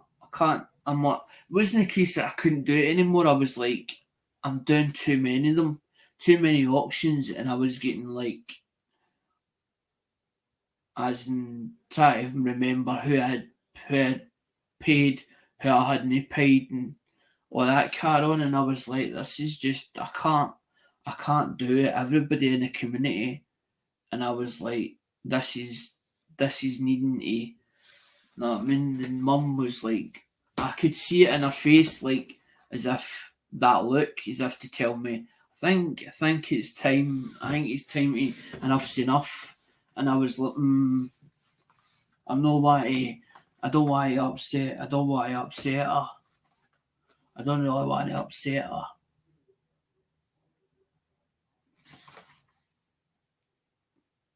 but I still need to put things, if I'm going to do the wheel, I actually need to put things together. The whole idea was to do the start, because Andrew was on about, Andrew saw 2 rolls, and on the 2 rolls, it was the shape of the actual. Now he didn't want the whole rolls. He saw them and he's true. One look at them and he's like, Alec, I would like a cut of them. And I was like, just wait. I was like, just hold fire. I was like, because if I open a tube of pennies, I want the whole lot of them away. I don't want any of them left, because they'll either get scattered about the place. There'll be half a tube or a quarter of a tube left, and nobody else will never want them. So I'm like, well, if I get 40 people into them, then we'll do them. Because it's like Hi-Ho was saying, he likes Indian pennies. I've seen Lemonhead like holding up a tube of Indian head pennies. I'm like, much, and he's like, it's going to cost. It's I want that for it, and I'm like, much is that per coin? And I'm like, and then I'm like, and then if you've been at the right money, I'm like, I take them, because I have. When you see Hi-Ho about me as an Indian head pennies, there's ones there. A couple of them came for Cheapskate, and some of them did, and some of them didn't. As in there's 1860, there's 1862. So what I'm doing is I'm keeping a set. I'm only keeping a set. So I'm looking for the ones. So I'm looking for the ones that I haven't got yet. Because that one says, that looks like for Romano. There's one for Romano, there's a 1900. So if that says Romano, that would have been probably cheapskate sale. That's why I used to go to Cheapskates from time to time, because of stuff that, as in that maybe I would feel. I wasn't feel that the Lemonhead was the wrong person. I just felt that maybe there was a chance that maybe I could get him just that little bit less, or pay just that wee bit less for them. I know you.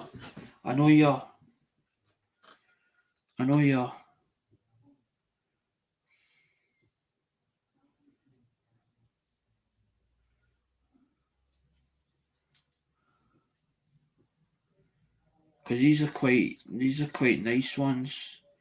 Because they're like 1906. Because I didn't put it this way.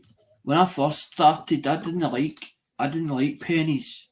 I didn't even want to be no pennies, because I'm like, a 1 pence and a 2 pence in Great Britain is like, as it goes, dirty fussy colour, and I'm like, I don't really like him. I like the silver ones. But then it was Lemonhead that kept encouraging me, and he's like, Alec, you don't realise as in that it's like he's like 1 penny's like 1 penny's like, you don't know the value of just a penny itself. And I'm like, well, sort of learn me then, or teach me what I'm not seeing.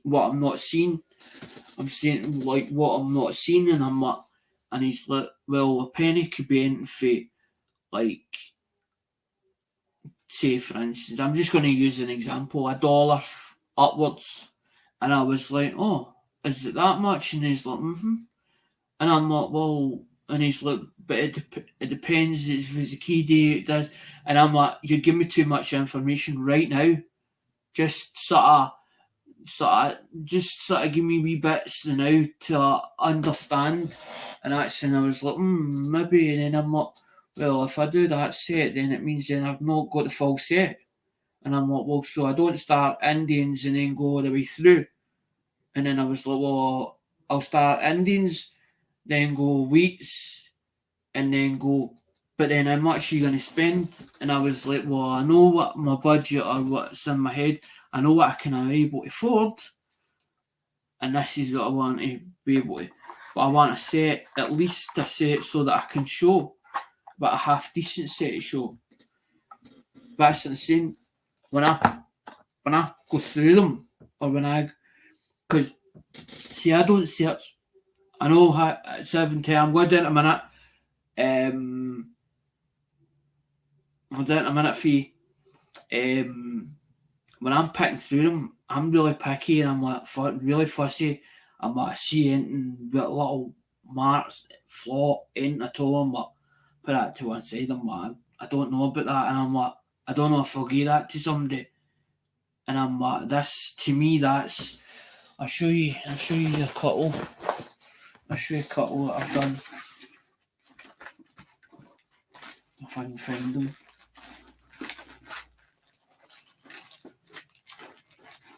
Because it's like Lemonhead says, they're like there's what they call commercial grade. Do you know what I mean? There's commercial, what you call commercial grade, and he's like, that's commercial grade. And I'm like, maybe I'm being a bit hard with these coins. Maybe I'm being hard on them. Maybe but it's my dad. It's my dad. He's always like, it's got to look its best, and it's got to be. I mean, it's like it's got to be like over the top, and you're like, Dad, why? And he's explaining it to you. It's got to be like this because it sells itself and blah blah blah. And he's telling you. So it's sort of drummed it into my head. So that's where it comes from. Because there's an 1893 Indian head. That's what I'm saying. That's like, and really, I'm talking about as in, and I'm what? Being. There's one that's, I mean, it's clean as a whistle. No spots, no nothing on it at all. As little blemishes as possible. Because I'm like, well, what if I make up like a little lot and like do like a 5 or whatever? Because I was like, well, I was gonna start doing like wheat auctions or whatever, and then I thought, I'm not really into this doing wheat auctions or doing auctions. I'm like, because I'm not really into how much I can make out them, and I was like, this is really for to be part of the community. Because that looks like 19. I think that's a 1919. I think. Well, if I've got it as 19, that's obviously what it'll be.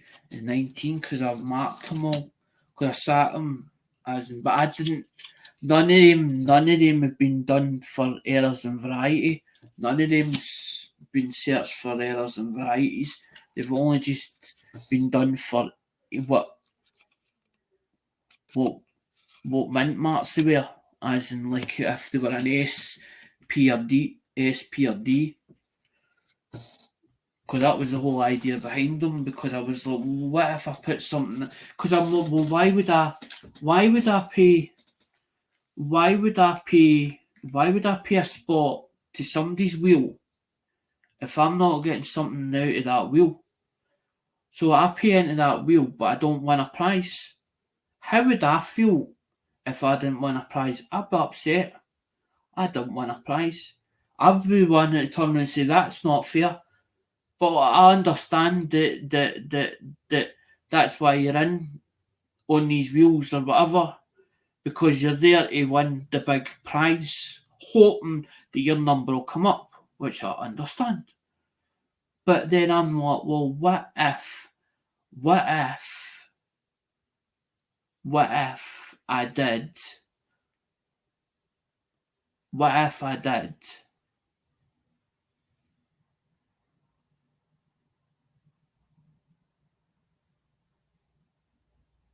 What if I did, like, as in you got something for going in the first place, and you were still entitled to win a first prize? But then I'm thinking, well, would I put in is the prizes? And I'm like, well, what if I made little envelopes, and what if there happened to be UK coins in it? I was like, because everybody's asked me, like, some people's like, Peter Rabbit, I've seen Paddington Bear. I would really like Paddington Bear. There's some people that's been like, I would like as in Puddle Duck. Like Melissa was like, Gary, can you find me Puddle? She only wanted Puddled. She only wanted Puddle Duck. But the thing is, when they do the Beartrix Peter or Beatrix Potter characters, they do maybe 12 or 15 of this. It's like a series, and sometimes it's like Rupert the Bear or Paddington Bear. Paddington, I think they done 4 designs of them. I think it was like one at the station, one at Buckingham Palace, one of them outside Buckingham Palace, and there was another one, I think. Alright, hi, bye.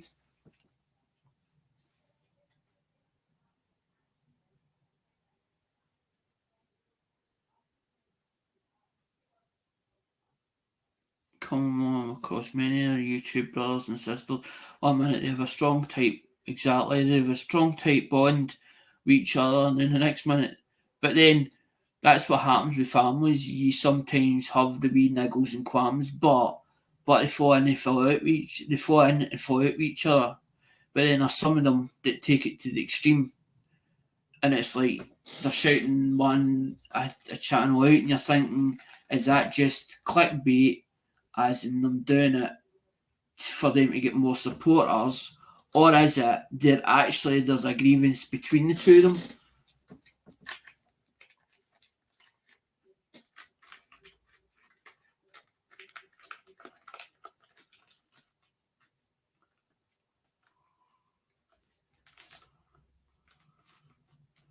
I know that, Tammy, that's what upsets me. It actually upsets me when I see two people and the two of them, you like the two of them, you support the two of them, or you support them, but you don't know why you support the two of them. And the two of them are sitting there arguing over petty things, and you're thinking, why are you arguing over petty things? Just because he doesn't have the same opinion or the same view as what you have.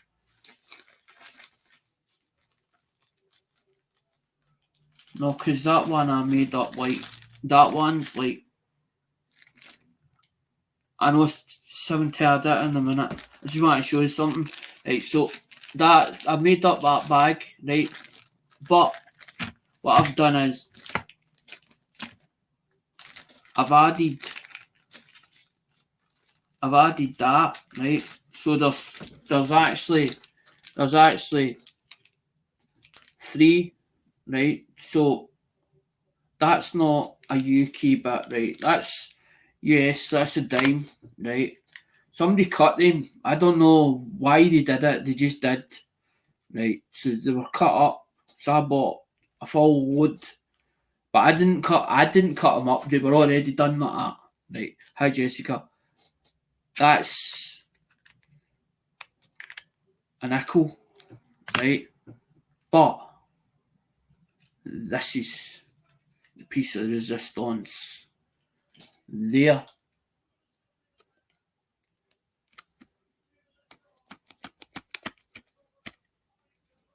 Is Benjamin Bunny in beautiful condition, because I was shown hi ho that Change Checker will charge you for a BU one, right, in immaculate condition. I'm talking about brand spanking new, right, because they hold them at the factory. They do not send. Sometimes the odd, as in new ones come in, and they're in brand new bags, but they're usually sealed bags, so you know that they're brand new in the bank, right? But not all the time that happens. Sometimes there's customers, ones that go in and out, and they go to the shops and whatever else, blah, blah, blah. So some of them are in rough condition, some of them fair condition, right? They're still worth money, right? Now, Change Checker charge you $4.95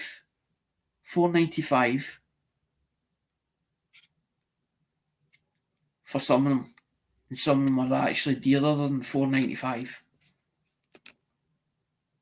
So I got them off a Grace, because I started buying them off a Grace, and then I decided, right, let's see if I can go to post office, see if and then they turn around and say you have to have this special card or something for time for what's coins and business and all of this, blah blah blah. So I went to my bank. My bank turns around and says, no, we take them in, but we don't send them. And then I got a phone call saying, no, they did, but I had to order them. Or as in phone them up, they'll tell me if they're in, then they'll come by drive through. So then I went to TSB. I thought, hold on a minute, there's two banks I know about. I went, your Royal Bank of Scotland, which is a business account or whatever, but if you get a personal account, you can still get loose coins at Bank of Scotland. But I knew I had problems with probably getting an account with Bank of Scotland. So I phoned up TSB and I started asking them questions.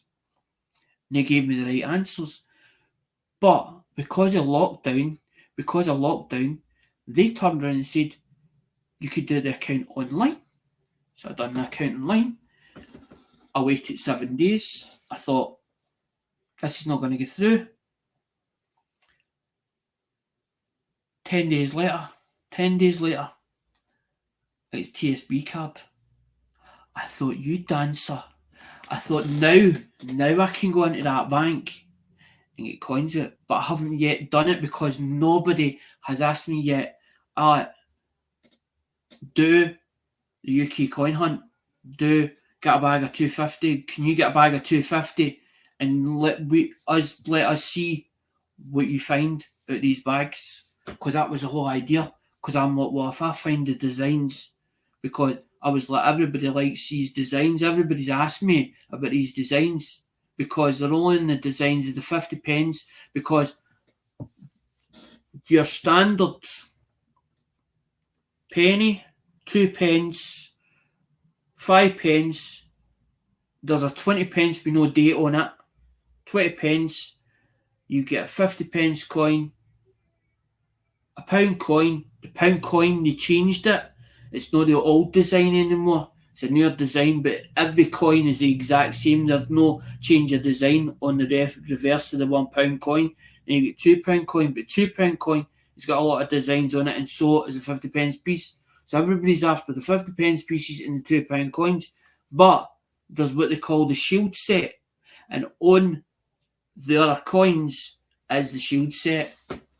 But I went looking to the shield sets to find out what the missing part was, because I seen this like it looked like a plastic card, very much like. Hold on, I'm trying to find. Where's my? Trying to find the. I try to find one of yours.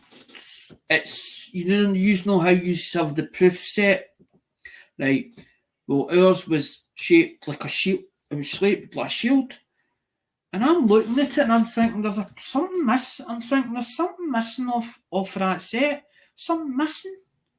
I thought, because I'm like, it comes in a shield. I says, but it didn't look right. And I'm thinking there's somebody's cut something off that.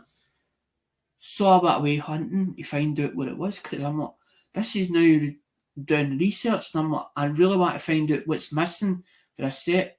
And that's when I found out the £1 coin and £2 coin were missing off of shield sets. They tend to take them off of shield sets because the 50 pence, the £1 coin, the £1 coin and the £2 coin are worth more off the shield set.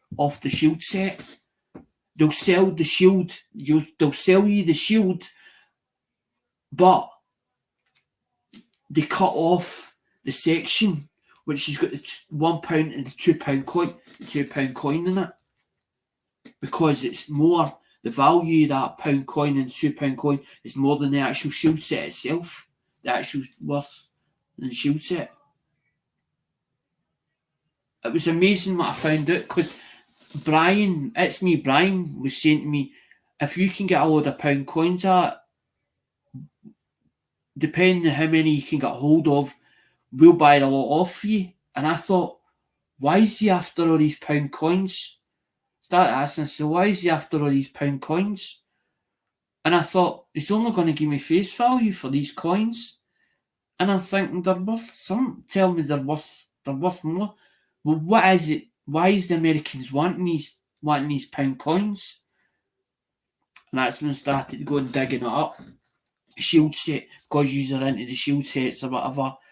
And obviously there's part of, some of these have got shield sets or whatever, but part of it's missing. And I then started, because as I said, I'm not really into profiting for coins. I like helping other people, and I like putting it into other people's sets, as in other collectors when they turn around and say, hey, I'm looking for such and such.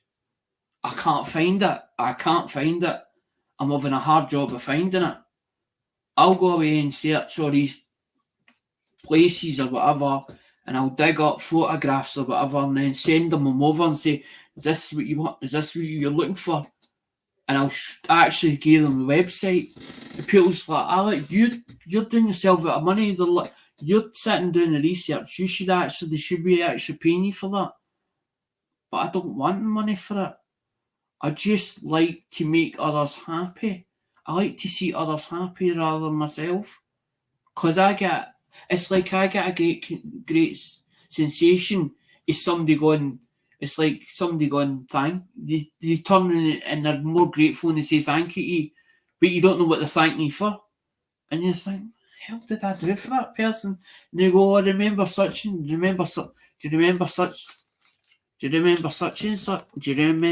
such? Because I don't want the credit for things.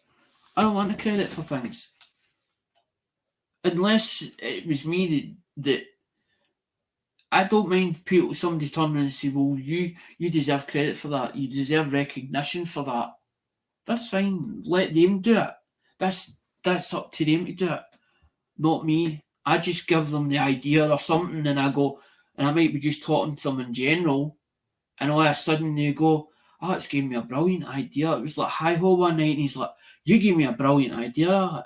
No, I don't know what it was. We were just talking in general, two friends talking together, as in no whatever, no on YouTube, on Facebook, talking to each other, and all of a sudden he just went, you gave me a great idea, and he went away and done it. And see that to me, means more. Him going away and doing it and thinking, oh wow, it's giving me a brilliant idea for something, and now I'll do a bit of content or I'll put a video or something, a video, and he puts that on. It might go viral. I'm more than happy to see somebody else succeed with their channel and seeing them inspired, because that inspires me to do better. Thinking, well, if they've done it, I must be able to do it. And obviously, if I've gave them that idea, and it's went viral for them, if they can do it, so can I. But that inspires me to do better, to achieve better, to aim better, or aim bigger. They've done it, so it means then they proved to me that it can be done. That's 2017. That's 2017. That's what I'm saying. There's Tom Kitten is not really desired. Puddle Duck, as in which is it's a swan. She's a swan. Puddle Duck. She's more desired. But Benjamin, you can actually see she's got the hat on and all the rest. And one of design, there is another design, a Benjamin Bunny, which was the second version of it, and there's something different about it when you look at it. There's a variation. You can actually look at it. You go, that's different than that one. It's not the same. It's not the same because they tend to. I don't know. They must pay a fortune for the dyes or something. But they're also one that's called. There's a series that's called Strike Your Own. It's called Strike Your Own, and there's people that's actually went into the mint. Me and Andrew's supposed to be going there. We were talking about it going this year, as in the mint, because that's what I was saying to Andrew. I wonder if they let you do the filming what areas we can't film, what areas we can film.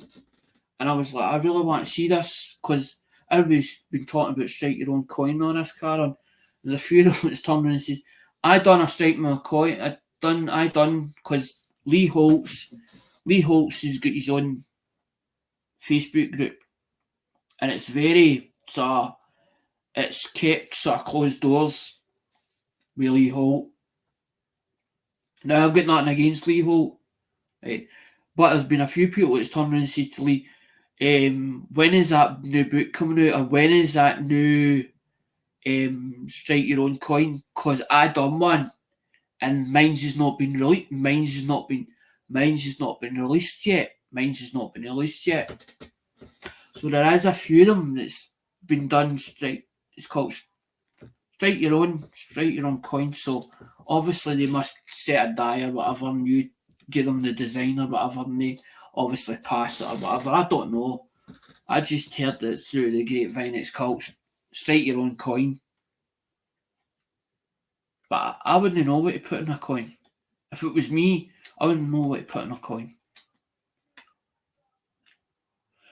There was one design that I done years ago in screen printing, and it was like a skunk. I can't remember what I put on it.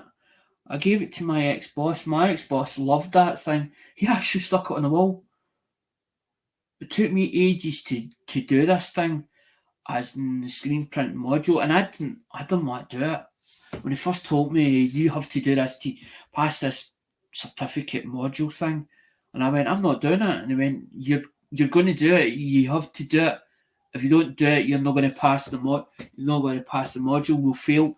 We'll fail you. We'll fail you. Hold on, 710. I'm trying to. All these bots is getting blocked.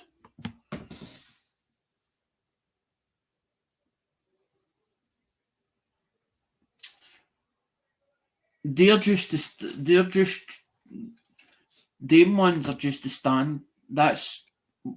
I call them standard, but there is one that's like a silver proof, but that's when the price of them goes up considerably, as in the silver proofs. That's in like 30, I think, or like 30. Start feel like £30 upwards. I'm like, I'm paying £30 for a coin in my collection.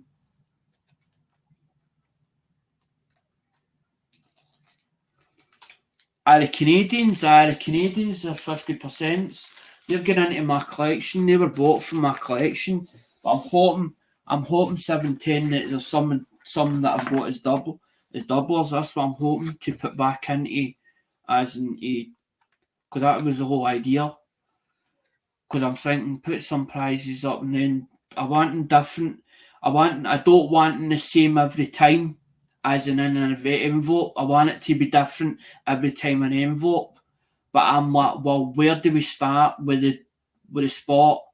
Do we start it as a 5 donation, or do we start it as a 10 donation? But then I'm thinking it's not really as in, I'm thinking as long as I can cover, if I can cover the price of the coins, I'm not really worried about that part. But then I'm thinking if it covers the shipping end, it means then it's not coming out my pocket. And if it's not coming out my pocket, even better, because it means then all I have to cover the cost of the coins, replenishing stock, to replenish stock. replenish the stock. That's what I'm thinking in my own head. That's what I was thinking at the time, because that was the whole idea of being part of the part. I wanted to be part of the community and feel like they're getting a fair, because it's having the supporters that end up, that give you the watch time, that give you the view, or the view time, which means then that the more supporters you get, the higher the amount that YouTube pay you. But it was never about, as in, because I only wanted to, because I'm thinking if I was monetized, then it means that I can put my PayPal across the bottom, and then we could, then the super chats. But then I'm thinking, if they were to pay something into a super chat, I would take that figure and mark it down. Who was it that paid that? Oh, such and such paid that. Right. Well, that gets marked against his name. He donated 5. He donated 10. And mark it all down. So by the time he gets to maybe say $20 or $30, he gets something back. So then all of a sudden he gets me saying to him in the chat, or maybe in a live stream, shouting his name out and turning and saying, and by the way, you need to send me an email. Then him wondering, well, what have I done? Because the first thing somebody comes out with is, because you say about them emailing you, they think that they're in trouble. They've done something. They've said something they shouldn't have said. No, you haven't. I'm thinking maybe it's worth giving them, because that was the whole idea, to give them something back.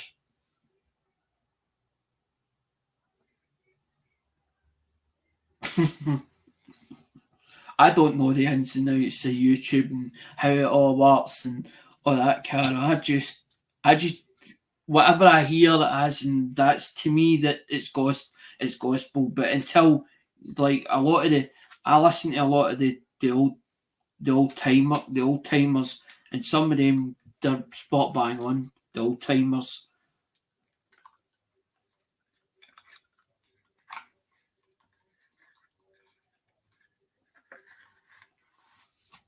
You know, because because some of them are 50%, and then there's ones that there's like 80%. But usually on there's usually an insert. And usually the insert, it'll tell you all the details. These ones don't have the details on them. I don't know if somebody's took the details at them, but I definitely know they're definitely the silver bits, because usually sometimes you get the odd set where, as in the Canadian, where it's in like a blue, it's like in a blue suede, and sometimes that's at the top, sometimes that's sitting at the top of it, that bit. But some of them actually were put in like a presentation box, as near the blue. Sometimes they were like a silver.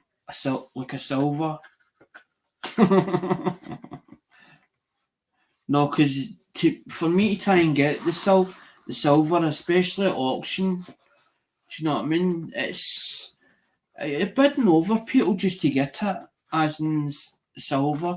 So I tend to buy like the clad, the proof. If I like something, I'm like, I like that. I think that's nice. That looks the picture. That looks, you know what I mean? But I don't. If it's in, that's what was explained. I've explained this to a lot of people. If it's in a proof set or a clad set, I do not break it. I don't break it out, because I get what you were saying, 710. You can't understand why people cut it up, because they cut it up because they want to put it in an album, because Dansko did do an album. Where is that? Dansko did do an album. I don't know where my album is.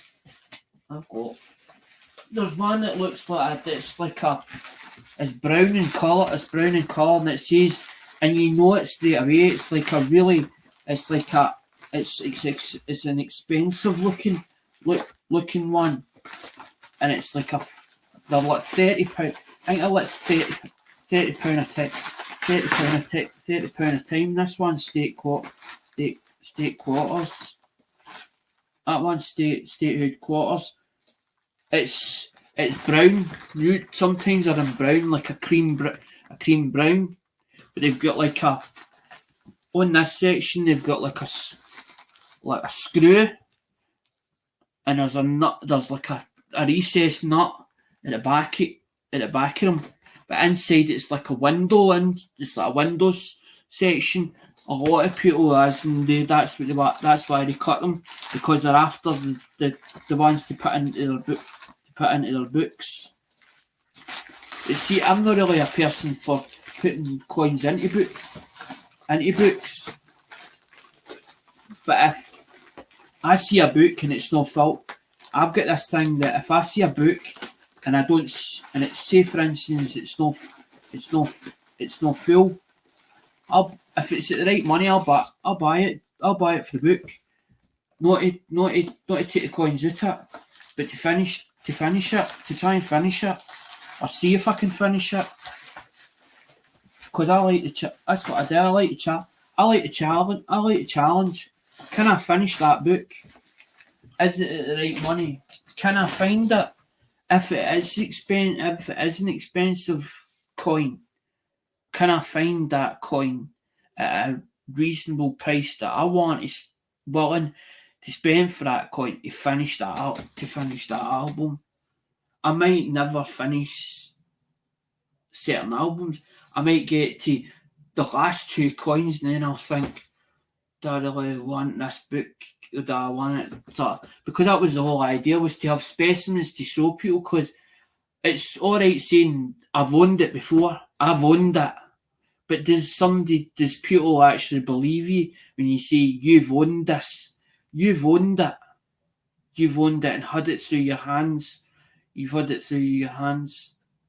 If you can prove to somebody with a specimen and show it and say, look, there it's there.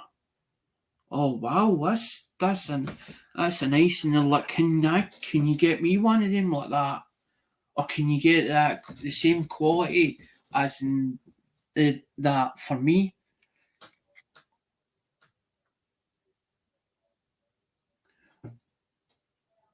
Because that says from Ramon, but I didn't get it from Ramon. I probably got it for Cheapskate. That's an Indian 1900. Because I've got, that's what I'm saying, I get a little box as in with them all in, and I've got a capital holder for the actual wall. The thing is that it's the size is about at least that, and that's about the size. It looks like a picture frame on its own.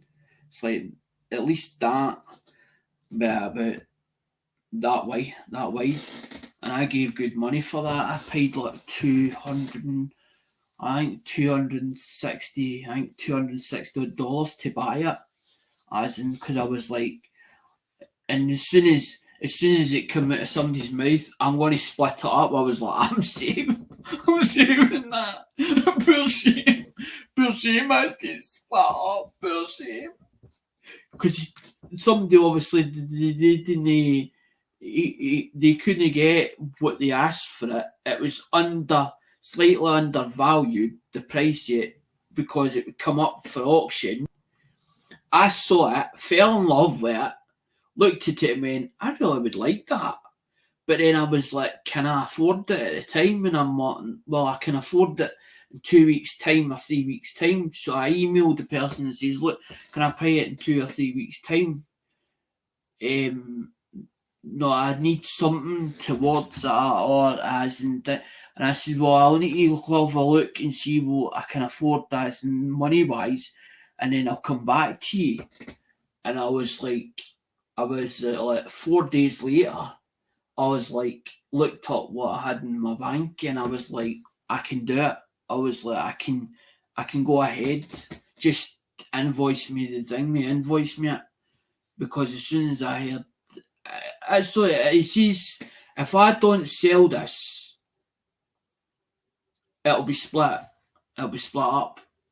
as soon as I heard they words split up, I thought, that's a blooming shame. I went, you would get them, we would get more for the coins taking them out that set, out that, because it was a capital holder set, but that's the size yet. I've actually got it. It's down the stairs in a box out the road, stashed out the road.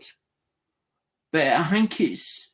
I can't mind if it's wheats or where it's.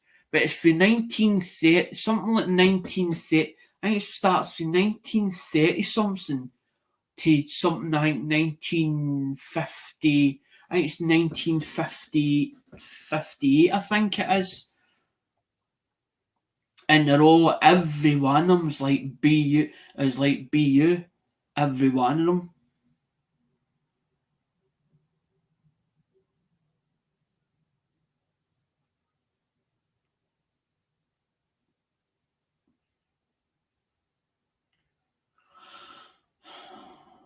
I know, tell me about it, hi ho, especially the thing when it's the shipping money, because either you can afford the shipping or you can afford to buy coins. It's either one or the other.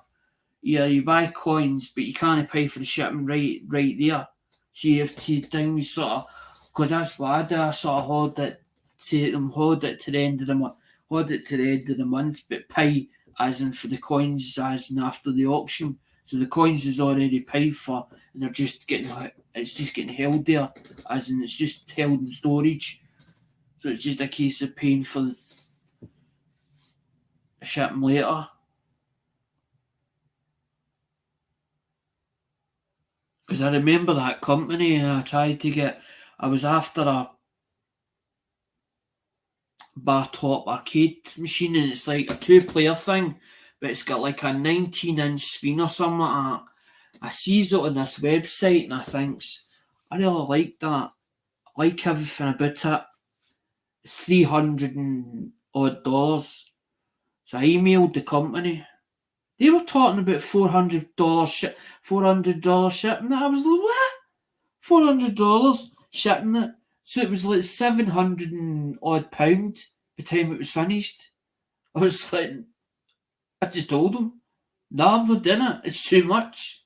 I was like, I knew that the shipping wasn't, and I'm thinking, they obviously the weighty or whatever, but then it's like a lot of them's got like a lot of them's got like a Pandora's box in them, and it's only a 2-player joystick.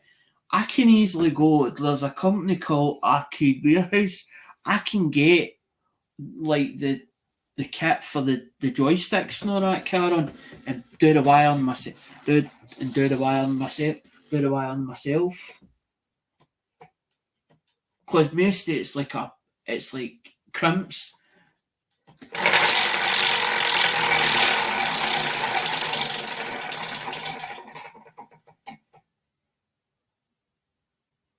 Number 9.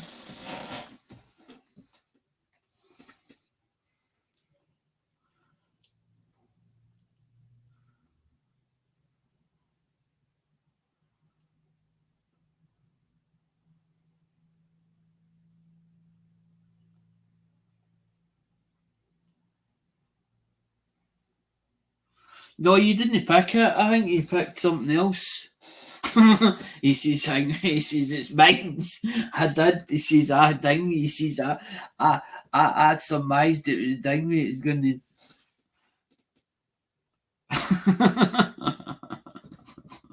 Rigged.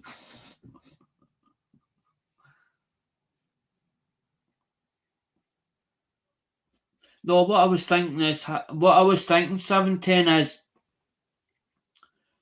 like do a spot or something, right? But they are all allowed. The Swedes, they're allowed like a basic prize or whatever, right? But then they're allowed like, because I'm thinking if I do like 12, say for instance 12, this is what I don't understand. I'm like, am I making it too much, or am I trying to overdo it? And I'm thinking, because I'm thinking if they were locked into the wheel and there's 12 prizes on that in envelopes, right? Nobody's really losing if you think about it. But then I'm thinking, what if I done it like, as in they were locked in to it, so that there's nobody outside that can come in, as in like, and it's not like a free GAW, but there will be a free GAW in it once they're locked in to it, as in for the like a spot donation,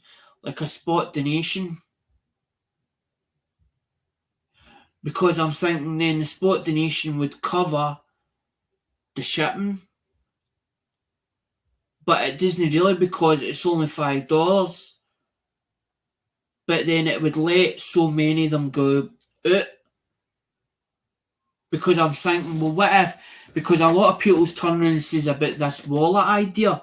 Now, I understand about the wallet idea, and I'm thinking, what if we did a wallet, and then they got up to the shipping amount? So, say for instance, the shipping amount was 25, right? So if they cover the 25, so they do like it's like $5 a time, right? So they do $5 a time. So they need to do 5 times 5, which is the 25, right? So that covers that covers the international tracking. Hold on to get this, guys.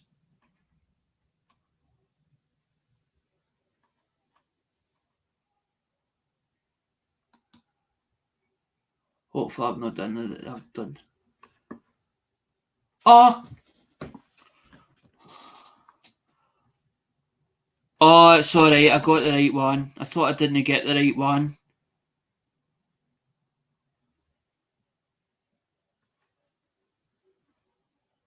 I try to get these bots.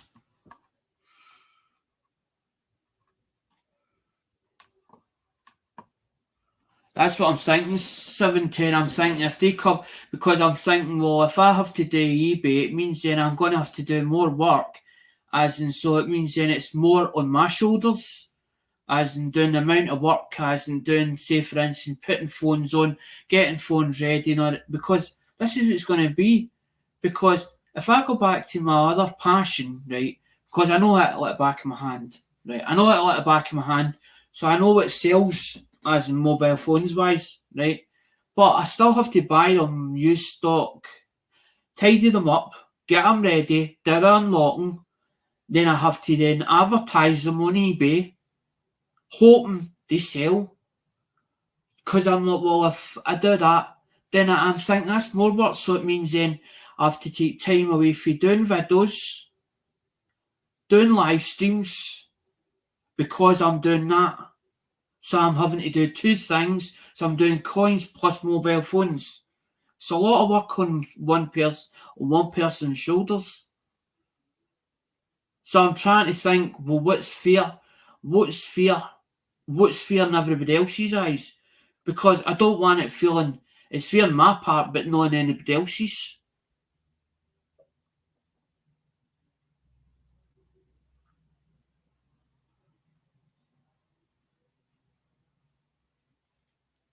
Because that's what I'm saying. Because you hit the nail right in the head. You could do that thing when you cover. Aye, that's exactly. Irish collector, the thing where you have to go back to stream. We were looking at the thing we are pulling out Canadian dollars for as in ashes. It's from ashes. He's only put in the. I don't. I think that might be because I Tilton put his channel, but it could be an old design. But he runs under ashes. I think I bought him off him when he done the flea market. I think it was when the flea market or something.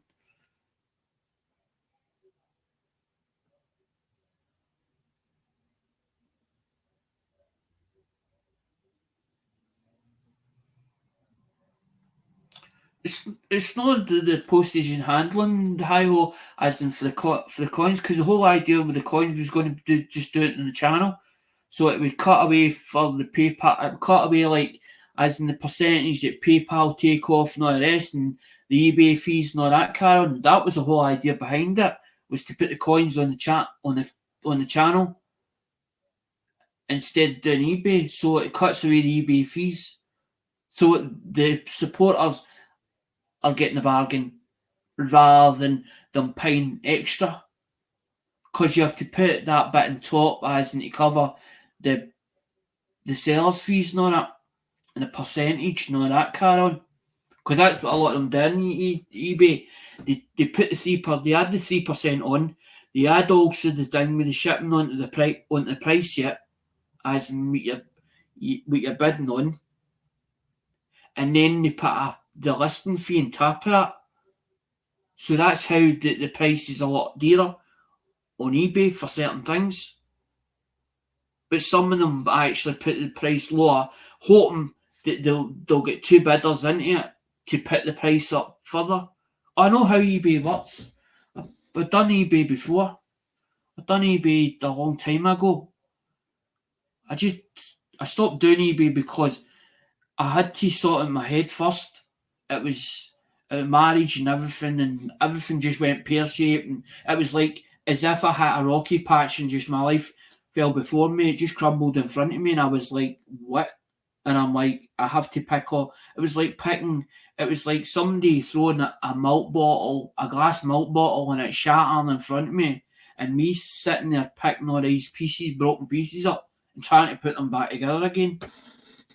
It took a long time for it eventually my head not being all over the place, because one minute I'm doing it, one minute I'm doing that, one minute I'm doing something else and trying to do it all at the same time, and I was like really getting confused. I'm like, what the hell am I going? Am I coming back?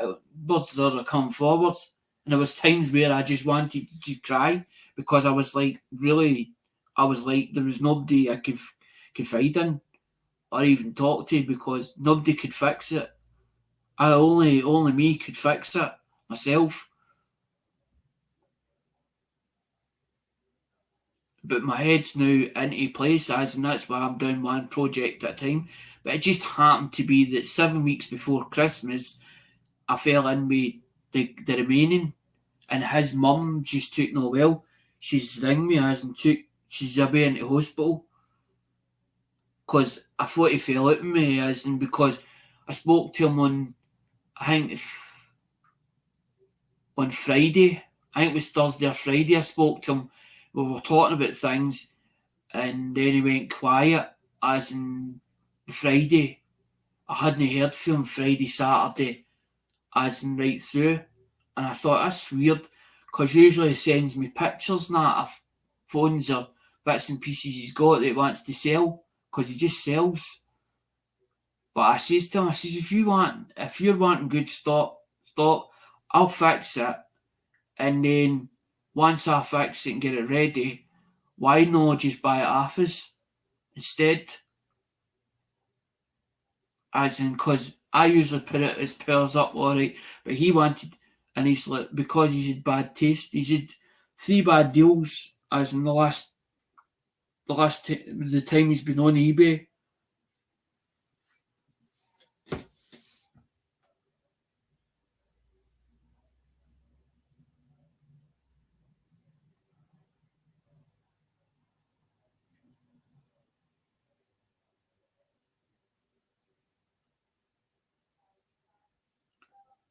I don't even know what that is. Namaste, Miss Ahokba.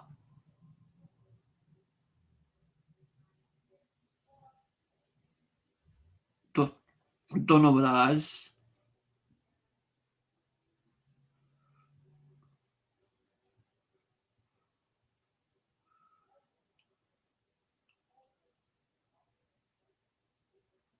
I just, because down me, I just want, that's what I'm saying.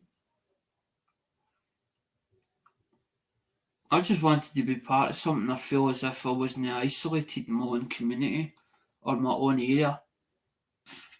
because I don't have many friends, and it takes me a long time to sort of trust people. I tend to, I'll go to a club and I'll sit sort of as in at the back until somebody speaks to me, and then I sort of start to open up, and eventually I make friends eventually, but I sort of like I've got to feel comfortable as in with the people around me first for to feel that I fit there, that I actually feel that I am part of it. But the coin community sort of took me. It was like as if they took us under the wing, as in like you belong here sort of thing. As in we sort of know that you're all right. Do you know what I mean? And when here, come here, just know what I mean. Go over there, sit. You sit there, sit there. But I couldn't understand why I was placed there. And I've been doing it for the last 3 years, 3 and a bit year. But I wouldn't quit it. Just there's been times where I've been like, I really feel like quitting YouTube. But then I was like, I've never put out a video that said I'm quitting YouTube. I've seen a lot of videos and they say I'm quitting YouTube, I'm quitting YouTube, and threatening I'm quitting YouTube. There's been times where I've thought about it and went, I feel like quitting. But then I'm like, who am I letting down? Who am I actually letting down? Who am I letting down? I'm letting myself down and I'm letting my own supporters down. My own supporters that believe in me.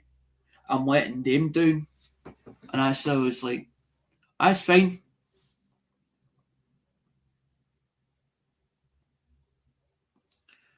Aye. No, because I didn't want to, because the high horses, like when I do the big box, when I do like the big box, when I do like the big boxes, when I do like the big boxes, high horse, right? The live streams are a bit long and winded. They go on a bit long, and I need to figure a way to shorten them. But that just happened to be that box was only about that. It was only that size. That was about the size that come from that. But Ashes sent it himself. Ashes was like, I want to send it myself. I don't want to send it to anybody. I'd rather send it to you. I'd rather send it direct to you. And I was like, how much is it going to cost me? And then it was like 5 or 6 emails. And I says to him, it must be doing his head in. I says, the amount of emails that I've sent back to him, as in 5 or 6 of them. And I went like that. But I got to the fifth one. I went, damn it. I thought, it's not really that much. I thought it's a bit of money. But I worked out the figures now already because I converted it now. I converted the figures. I'm like, it's not like that. And I'm like, fuck it, aye. Just do it. I was like, I was like, aye, just go ahead. Let's do it. Instead of mucking about. Because I thought, time's money. I thought, time ding me, you must be getting fed up. These emails going back and forward. And I was thinking, well, how long is he going to take? Is he just messing me about?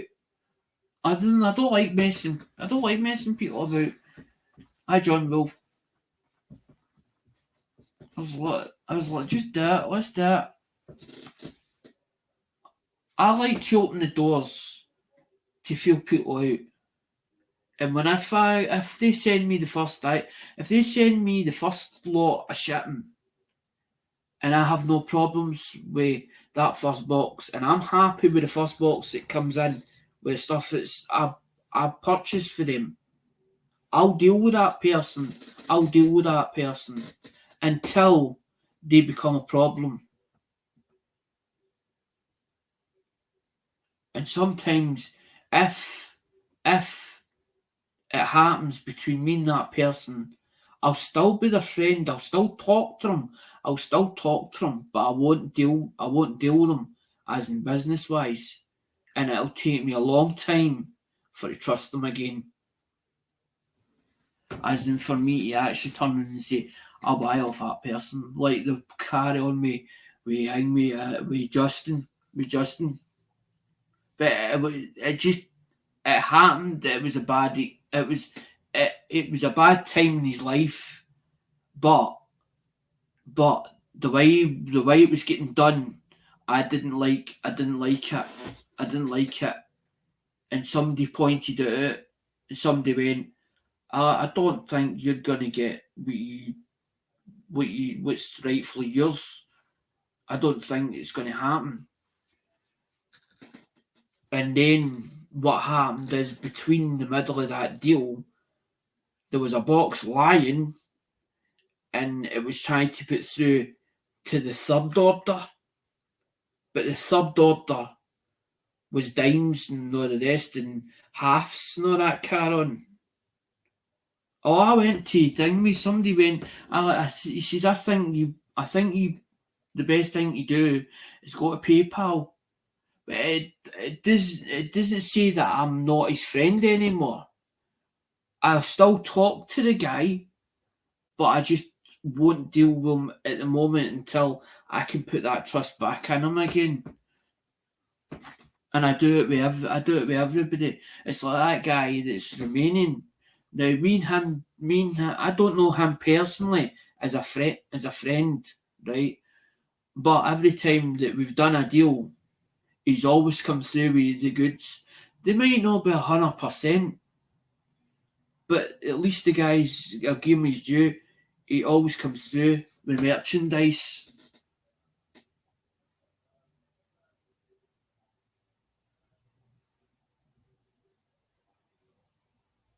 And as long as somebody comes through with merchandise, I'll deal with them.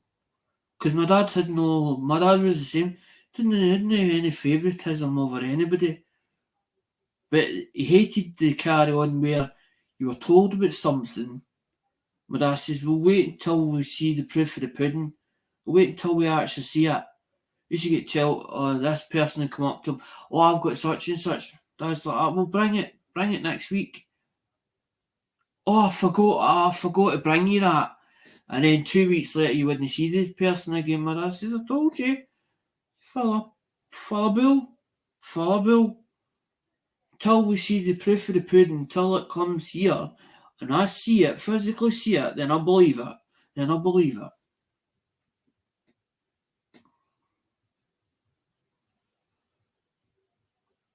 His dad was like that every time, didn't he? Some people would talk about it. I'll bring you this, I'll bring you this, I'll bring you this, I'll bring you that. Dad's like, I'll buy it. If it's the right money, Dad would buy it. He would buy it. But he could do it like within a 2 days period, he'd sold. It was gone. It was gone. And he had a bit of profit in his pocket and he was quite happy. Because he put a price, he'd have a price in his head of what he wanted for it. But he wouldn't tell you how much he paid for it. And you wouldn't see the deal getting done. Or he wouldn't tell you who he dealt with and where it came from. He wouldn't tell you that part.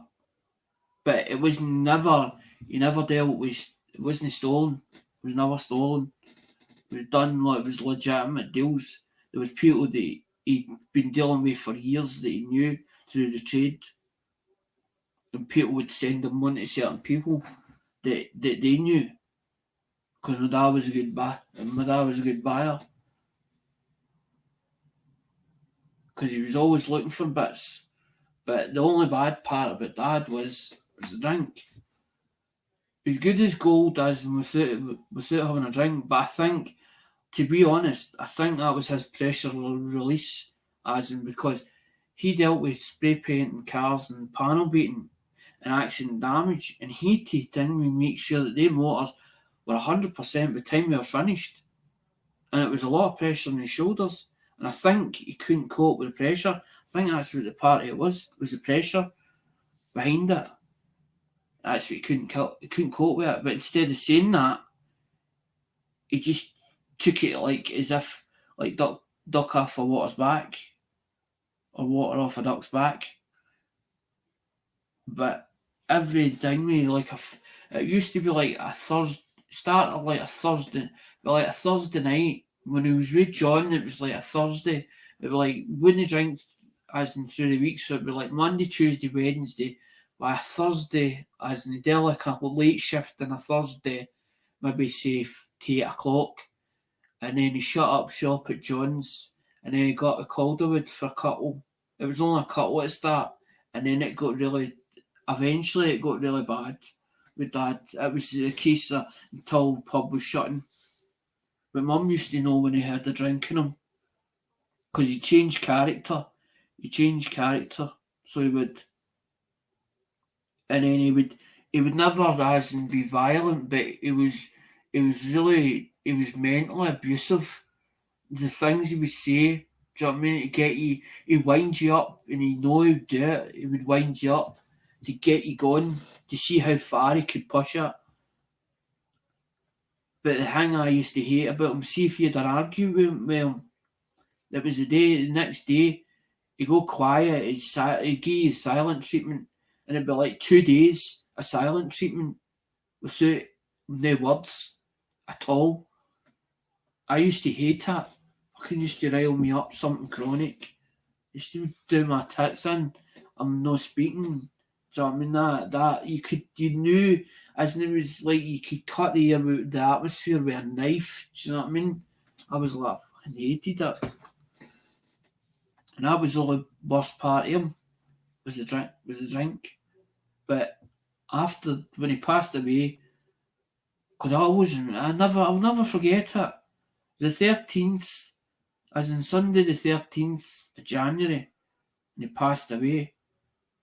Mum rang me, Mum came out the room, and she was like that. And I said, what's the matter? I came out the room. I says, it'll be fine. I think your dad, try to get a bread. I think your dad's passed away. So I goes in, and I'm like, I says, fucking die, right? I took one look at him. Looked fine.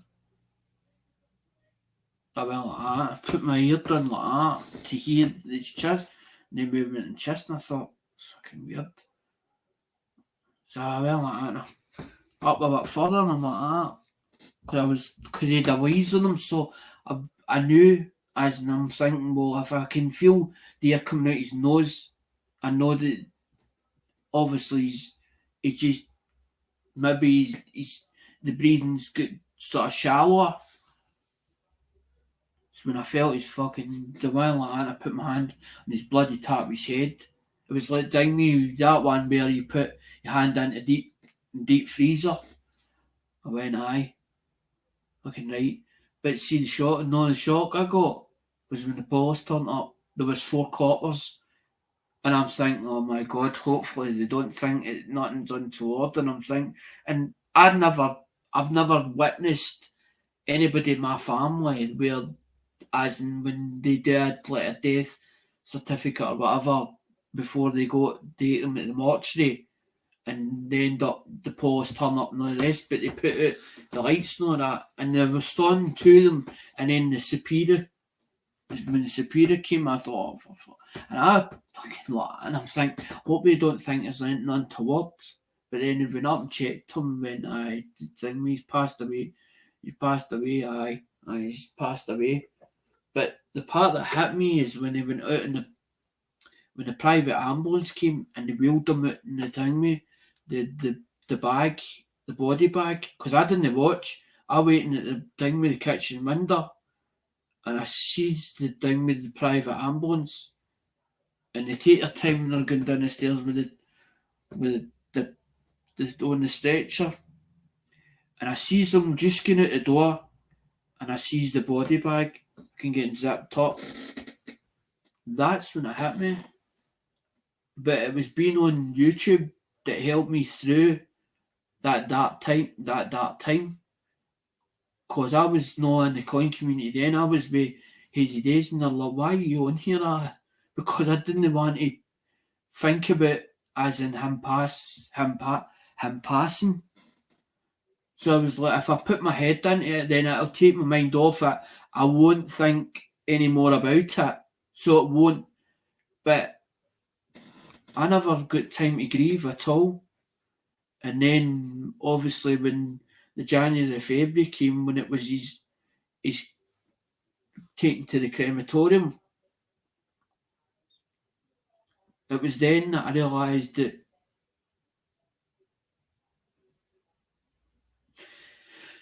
he was gone because there's times where I do miss him, but me doing that with the banner, that's basically so that he's still here, so that he's not forgotten. It's as if he's looking down onto the channel. He's looking down onto the channel. And he's like an angel in disguise. But that's so that I don't feel that I've forgotten him, as in he's still there, he's still here, he's still his spirit's still here, although that he's not here in body.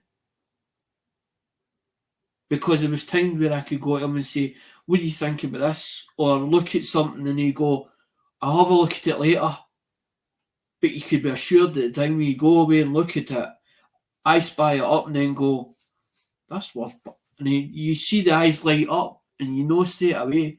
When my old man's eyes lit up, he knew that there was a cut of pound profit or something in it.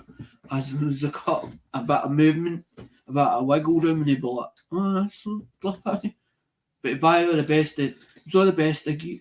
of gear. But when he started in the Scalextrics, as when I wasn't here, and he knew more about them, and he used to buy them off eBay, and he used to do them up, and he had a guy in France who used to, as in every time he had certain ones, he only had to do an email, but eventually he took no well, and he ended up in hospital, and he get banned or something, something happened on eBay, and they never let him back on again. I remember the time we were about to go up to the hospital. I says to him, "You got 15 parcels to get out." I says, "But I don't have the account password or the password to get in this account." And he's like, "Take the thing with," and he's like, "To mum, there's this card." No, I hadn't a clue. Just a plastic bank card. Take money out of that, tell him to thing me whatever needs doing, as make sure that the parcels were away. But this was before I ended up back down the road. So I done the 15 or the 18 parcels he had. So I thought everything was alright. But I didn't know that he wouldn't just be in the first time in the hospital. He was in 3 times. And then they found 2 blood clots. As in the hospital up here at where we stay, they didn't find him. We rushed to. They wanted to explore this something about. He was complaining about headaches, and they wanted to find out there was something like cyst or something, and they noticed it, and they wanted to take more examination of it, and they sent him to Southern General.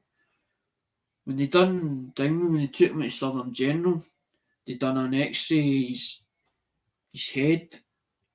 They found 2 blood clots. They found two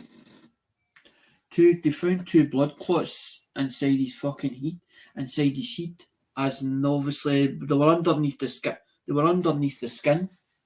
The next time I went to visit him, because I hate hospitals. Next time I went to visit him, the fucking mark all the way around the top of his head. They cut his head open. They cut his head open, or must have went in a certain way to drain, obviously, the blood clots. But he was never the same. He was never the same after that operation. Mum looked after him till right up to the thing, till he passed away. Dad was 70 years of age, but he started motor trades when he was 15. But he'd been down buying his. See, my grandpa, which was my dad's dad, he had a greengrocer van and an ice cream van. So my dad had taught it. My dad would tell you stories about carrying sacks of totties in the morning, and all that carrying, and then down the ice cream ice cream van and knocking the thing with like the Capstan wood, the Capstan full strength, senior service. It was senior service and Capstan full strengths and Woodbines. Taught about Woodbines. You see the thing with they would nick like one out of packet, and sometimes we would like sell them singly out the pack, out the packet. Well, man, because my old man they didn't know he smoked as when he was younger. It wasn't until later on in life they found out. But when he had his own business, he met this guy who was they called him twin taxis, Alfie Shavel. Called him, my dad used to call him Uncle Alfie. Uncle Alfie. Used to talk about Uncle Alfie leaving a bottle of Hangme, a quarter bottle of whiskey, and 4 cans of, I think it was special brew or something like that, but it was strong stuff back then. My dad says, he used to talk about dinner taxis and all that, the black hat, because you could tell you about, as in the begging cap, they used to call it the begging cap, and all that car on the taxi sign round about the top end, like it's like a cap, and he used to call it the beg. He'd tell you it was beg. They call it a begging cap for on the street, because if some of them were private hackneys and some of them could pick up off the street, and the only ones that could pick up off the street were ones that with a begging hat. So they call it a begging cap. My dad talks about a night where he painted 2 taxis. He couldn't remember painting them. And Uncle Alfie had paid them, I think, come down on the Thursday because of the workshop. My dad had a workshop. My dad 2 workshops. But some of the stories you didn't know if it was true or not because I didn't see them. I didn't see the workshops. So I don't know. I just know the stories that he would tell. And she's on the Thursday that Uncle Alfie come down to pay him. He couldn't mind painting these 2 taxis. He goes, oh, you done a beautiful job of 2 taxis last night, because he called him Gus and Waterside. Now, he done a beautiful job of that, Gus, as in thing, doing 2 taxis Thursday night.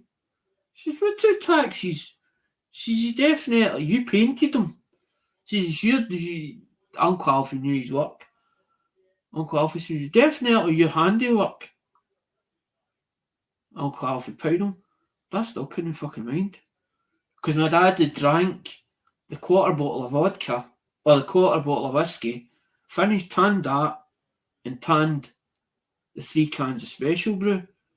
Because my dad didn't wear a mask. Every time, my dad never wore a mask. He didn't wear all the ear gear and all that car, and you've supposed to wear a mask and all the rest, and as in with all the breathing gear and all that car. Because back then it was like you'd cellulose and ammo, you'd single pack, and then you two pack, and 2-pack had back then. 2-pack had isocyanide in it. Had isocyanide, which was poison. It was poisonous. I remember the time we came home, his eyes was streaming. I said, "What you touched?" She said, I don't know.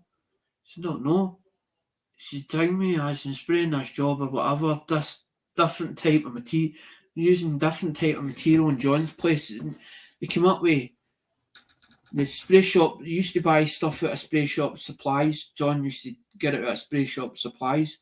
And they must have come on with this new stuff on the market or something like that. And they were asked to try it out. And they said it was better than this other brand that they'd been using. Alright, John, see you later. The previous stuff they'd been using before. So Johnny got it at a special rate. That's as usual. No mask. Just the Because the old man used to just wear a paper mask, if that, and the white, the white suit. Because he used to get white suits for very little, as in because that was all put in costing the materials. Dad's come back at 5 o'clock or 6 o'clock. And Mum's like, what the hell are you touched? His eyes was actually streaming. He couldn't stop. The eyes couldn't stop because the dinghy obviously it must have irritated his eyes or whatever. And it thingied all his sinus. It thingied all his sinuses. He was drinking cups of tea that night. Fucking hell, what's that? 18 cups of tea. They try and hang me because he says that's all he could feel. It was as if he says all he could feel was his eyes. It was as if like his eyes were burning. That's what he said. He says that's how it felt. His eyes were burning. And Dad done his trade right up until Dringme, as in he done a cab and they fell off the cab. They put up a plinth, a scaffolding, and he worked with Stephen Barrett. I've tried to find Stephen. Stephen was like a surrogate father, as in me, when I used to go down to the yard. And Dad stopped going down there because every time when Stephen know that his family, there's like the brothers, the cousins, the uncles, and the aunties, and when they all go together, they'd end up go for a drinking session, and Dad would like do like 3 day benders with them, and he was sort of partly with Mum, partly no at the time, and Stephen found him in the morning, fucking lying in the flare. He fell off. He was up in the cab, and they was spraying the cab, and they put the plinth up, and he said the plinth moved, and he went to try and king me his balance, and he fell backwards and fucking landed in the flare. Stephen says they found him in the morning. They found him in the morning when they hung me on the flare. On the flare, I thought he was dead.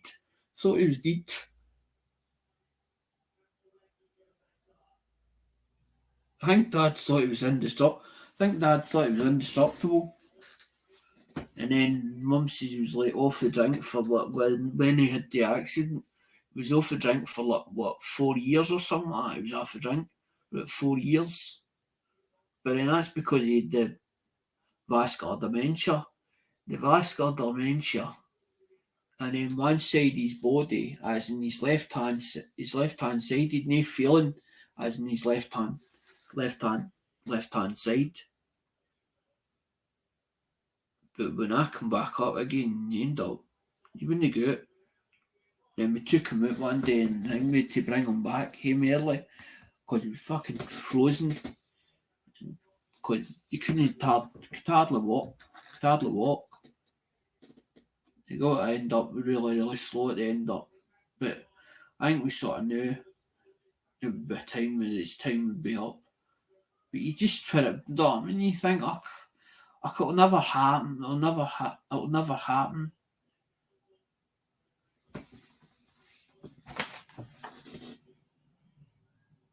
No, because it doesn't even have his channel name on it at all. Because I didn't want to ping me. Because it's got his name as his actual name. I don't want to put it out there. Because it's on the parcel.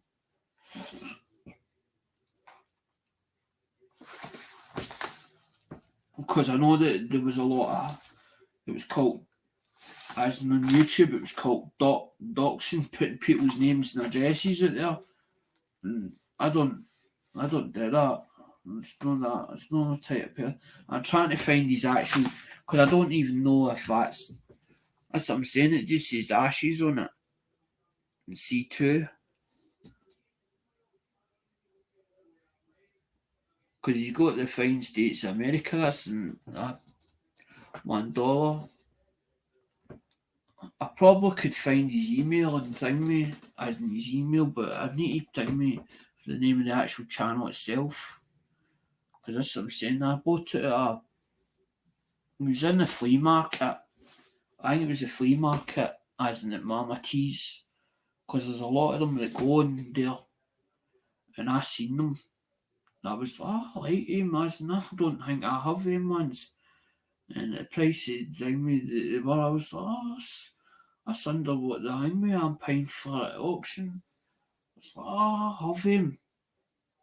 What she want for him? He's like, oh, it's gonna, I want that for, aye. I'll email you.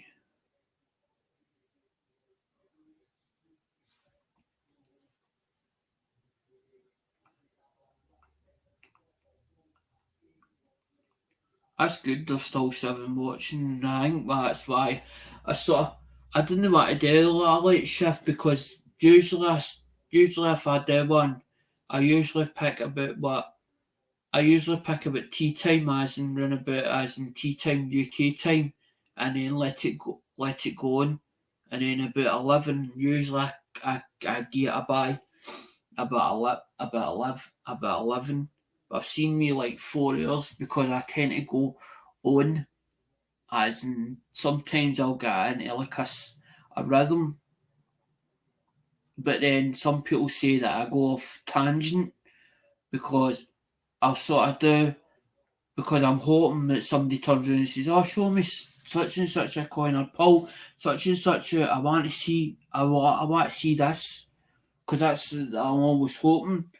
Because I don't like as in just maybe doing one thing and that's it, and then maybe just doing like a new stream. Because I'm thinking the longer I stay on, the more chance I get to talk to people that I haven't seen for a long time. I find Tayo. Because that's what I'm saying, behind the scenes I've been doing, that's like there's like ones like, I paid, what, I paid a cut of, I think I paid a cut of pound, I paid a cut of pound for that unit, that's a 72.50, that's a 72.50, and then I paid like, I think it was like £8 or something like that, I think about 8.99 or something like that, it was all in, or 8.99 for one that had a broken, like a broken screen, and had a screen for it. So that's the only reason it's not together now, because I need to put a I need to put a battery in the two rooms together, because it probably goes a pair probably they probably either goes a pair or they'll go single.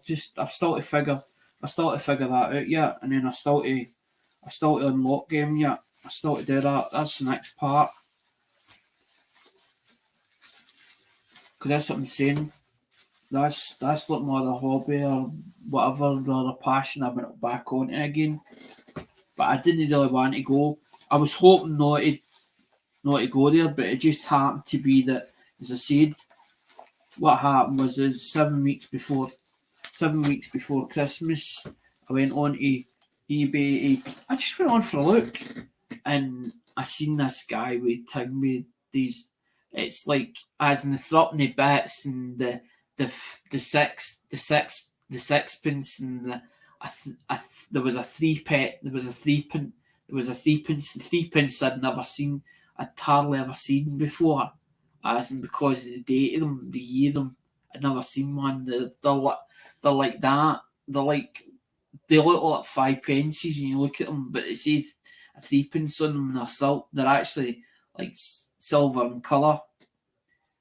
And I'd never seen one before, and I had like three of them.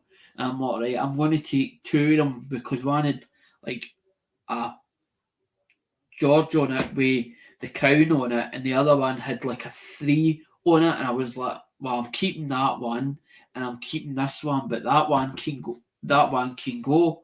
And then I was like, with the threepenny bit, and I'm like making up parcels as in to put them into the threepenny bits for that car on. But then I was like 20 odd quid. I'm like, well, I'll still get my money back from them. Do you know what I mean? I was like, I put them into because some people are like, they don't, because they're not in our country, they don't see them. And it's only if other dealers that, like, as High Ho says, if he, like, takes stuff to his LCC, they'll only give him like spot value or whatever, but it's all like Australian currency. If he takes American, they're like, we don't touch that stuff. But there's other dealers out there that touch different stuff. Do you know what I mean? That'll touch foreigners or whatever, and they'll know that's silver. That's but there's also a big load that they might get, and it'll be like in a bucket, and they'll say it's like junk silver. But when you say like junk silver to us in the UK, that means junk means it's rubbish. It's fit for the bit. It's fit for the bin. Do you know what I mean? But I've learned that when you say junk, that's different. Junk is different, a different saying to use as in over in America. And I'm like, oh, junk silver. Let me see it. Let me see, because I'm like, I wonder if there's anything in that bucket or there's bits and pieces that are in nice condition. Maybe I can buy for as in for maybe as in what I feel that's scrap value or it's scrap price to me that I can maybe sell on. Because I take sometimes I see me taking like 30 phones off somebody, and to them it's like, as in the word junk, it's they don't want it. I've got a place for it, I've got a home for it. I'm like, that's alright, I can do that up. That's the thing I can tidy that up. Because I've seen people that's like, I don't put that on because it was like another guy, and I think was it night. I emailed him, I messaged him on eBay, and he's like, I only put on the ones that are more value. I don't think he realised that every mobile phone, it's like every coin has its own price, it's its own value to it. Although that it's only worth a couple of quid, it might be only a couple of quid, but that couple of quid adds up, depending if you've got 5 people or 7 people, as in no into the same coin, but at £2 a coin or at £2 value. So that's like 10, 15. As Dad says, it all adds up at the end of the day, and that's the way I think about it. It all adds up at the end of the day. If I've got 12 people and it's £2 or £3 a shot, I mean, soon adds up, and then you £30 or £40 in your PayPal. Fucking yes, I didn't have that. I didn't have that yesterday. But I have it today. That's how I look at it. I couldn't better in my pocket. If I pay £152, to me that's scrap value. Because some of the phones, as and you send them over to, there's a company called, I think it's EMR or something, and you put their stuff on the web. You go onto their website, and you can put any phone that you want into their system. Sometimes it comes up 50 pence, sometimes 70 pence. You can get more than 50 or 70 pence per phone on eBay, and see if it as I tried to tell the remaining the other week here, see if a phone powers up. There's more chance of selling it if that phone powers up. Even if it's still faulty, it's still worth something to somebody if that phone powers up and the screen's alright in it. That's what I do with a lot of them, but there's times where I'd like make up like little small packages, and maybe like I'll put 2 phones like together, so it might be like I'll put on Nokia 6210 or whatever, as in it'll say in it Nokia 6210, and I'll put a brief description of that, but in the picture there could be another make or model in it. But that's my way as in the doing things, because I'm like, well, if that one doesn't fully work, and if that one fully works, then they can't come back and complain. You've got a good deal for maybe what, safe. I used to do them like £4.60 postage and packaging, and £4 because they were like, I was getting them like £2 a phone, £2 a phone. So I'm counting them £2 a phone, £4, But I wasn't putting on the labour of how long it was taking me to repair that phone or put it all together, as in tidy it up. Because that's what I do. I actually tidy them. That's what I do. I buy them in and I start tidying them up. I tidy whatever up or make it look good. And if it needs a battery, put a battery in it. Needs a back cover, I get a back cover or I find a back cover for it.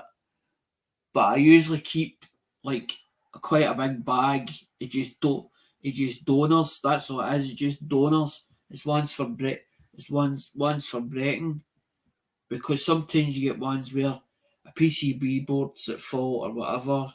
You maybe take one out another one, but sometimes, see, the thing is, you have to marry the IMEI numbers up in the back of the housings, and then end up you've got to take it apart, clean it, try and see what the fault, and make sure there's no fault in the board, make sure there's no verdigris in it, make sure, because you can tell when it's been water damaged. But I just wanted something easier because I thought there's a lot of time involved in that. Maybe there's something out there that I could spend less time doing and still make the same money that I'm making as on eBay, but instead of having to put it on eBay. Because I'm not, by the time we do that, it's a full day and then end up, you got to leave it on for 7 days, as in hoping that you sell it, and hoping you get two people into it. Because I'm like, well, if I get more than, as in my £4 back, as long as because that's always in the back of my mind. As long as I cover the overheads, what I've got to pay out in postage, and also what it's costing me to buy them in the first place, then I can replenish them. And if somebody gives me a bit of profit, I can put it into other bit of stock. So if I can then pick up, instead of picking up plaid and proof stuff, if I can pick up silver, because I don't know what these guys is into. I'm just taking it that a lot of the stuff that I bought that I see is nice might be somebody else's cup of tea. Somebody might turn around and say, well, I'm not really into all that stuff. I'd think me, I'd rather silver. But then I find that silver's like, say for instance, a generic round. That's £30 just for a silver round.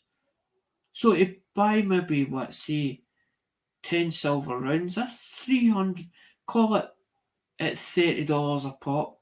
There's $300. $300 over here is about what, 200 something, like 240. It's like £240. It's a lot of money to lay. It's a lot of money to lay out, and a lot of money to sit out. It's to sit there. Okay, the price of silver might go up, but then it might drop. Could be a time where it drops. It could drop £2. It could drop £3. Because that's what happened when the stock market crashed. There was a big stock market crash so many years ago, and everything went down in value. It just hit the floor. And this is what they said there was a first recession, and then we hit a double recession. But then Maggie Thatcher, back then, when she was in politics, Maggie Thatcher, she says that they should put a pot aside in case it would happen again. And she was right in what she said. It did. It ended up with a double recession, and it took us longer to go to that double recession. But then, with a lockdown, there was nearly 2 years. A lot of the bigger companies, they didn't survive. They didn't survive. There's Debenham shut its doors. Bon Marsh went into recession. There was something about, I think, some lingerie department. I think it was Harrods. I don't know if it was the main chain of Harrods, but I think it is in the lingerie department of it.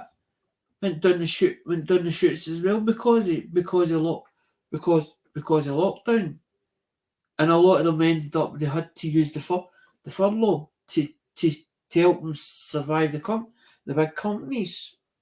You think about a massive company, and it can't survive a furlough, as in 6 months or over a year. Surely they would have savings put by.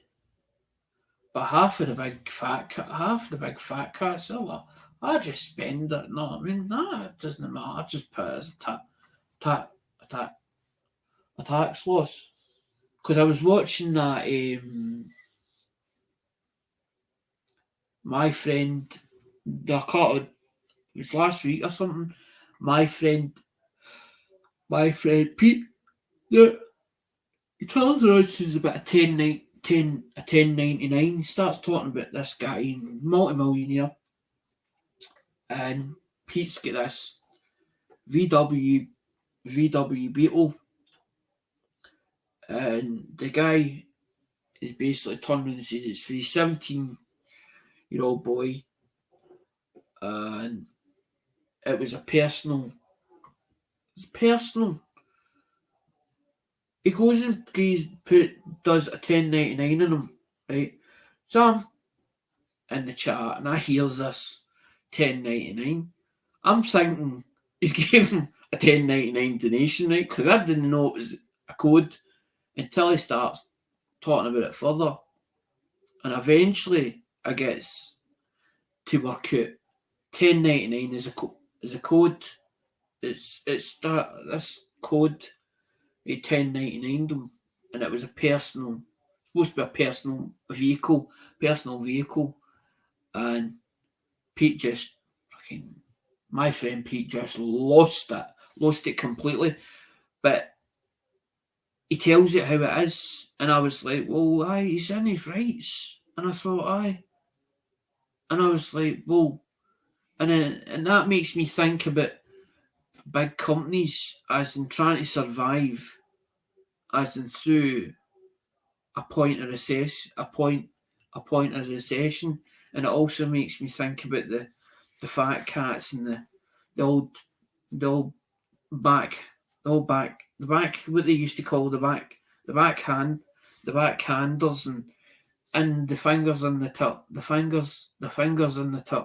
till, because they always used to say the poorer stay poorer, the richer will get richer. But it seems to be that the richer get more of a leniency on them than what the poorer man does. Thanks, the poorer man, and I think it's all wrong. If somebody was a multi-millionaire, surely you would have thought, well, they would get to the employees, the ones that actually the ones that actually deserve it, the ones that are working the floor, because if you've got a good working team behind you, you're supposed to be able to keep that workforce as in there and no lose them, because trying to get a good workforce or a good team behind you, it's hard to find in a big organisation, and half of them, that's why half of the employees walk out, because the way they're treated by the employers and all the rest, and they're earning three times. They're like earning three times than what actually the guy in the flare earns, as in the actual employees. But they say that's how a business works. That's how a business works. But half of them are sliding backhanders and looking the fingers in the till and all the rest, and cooking what they call cooking the books,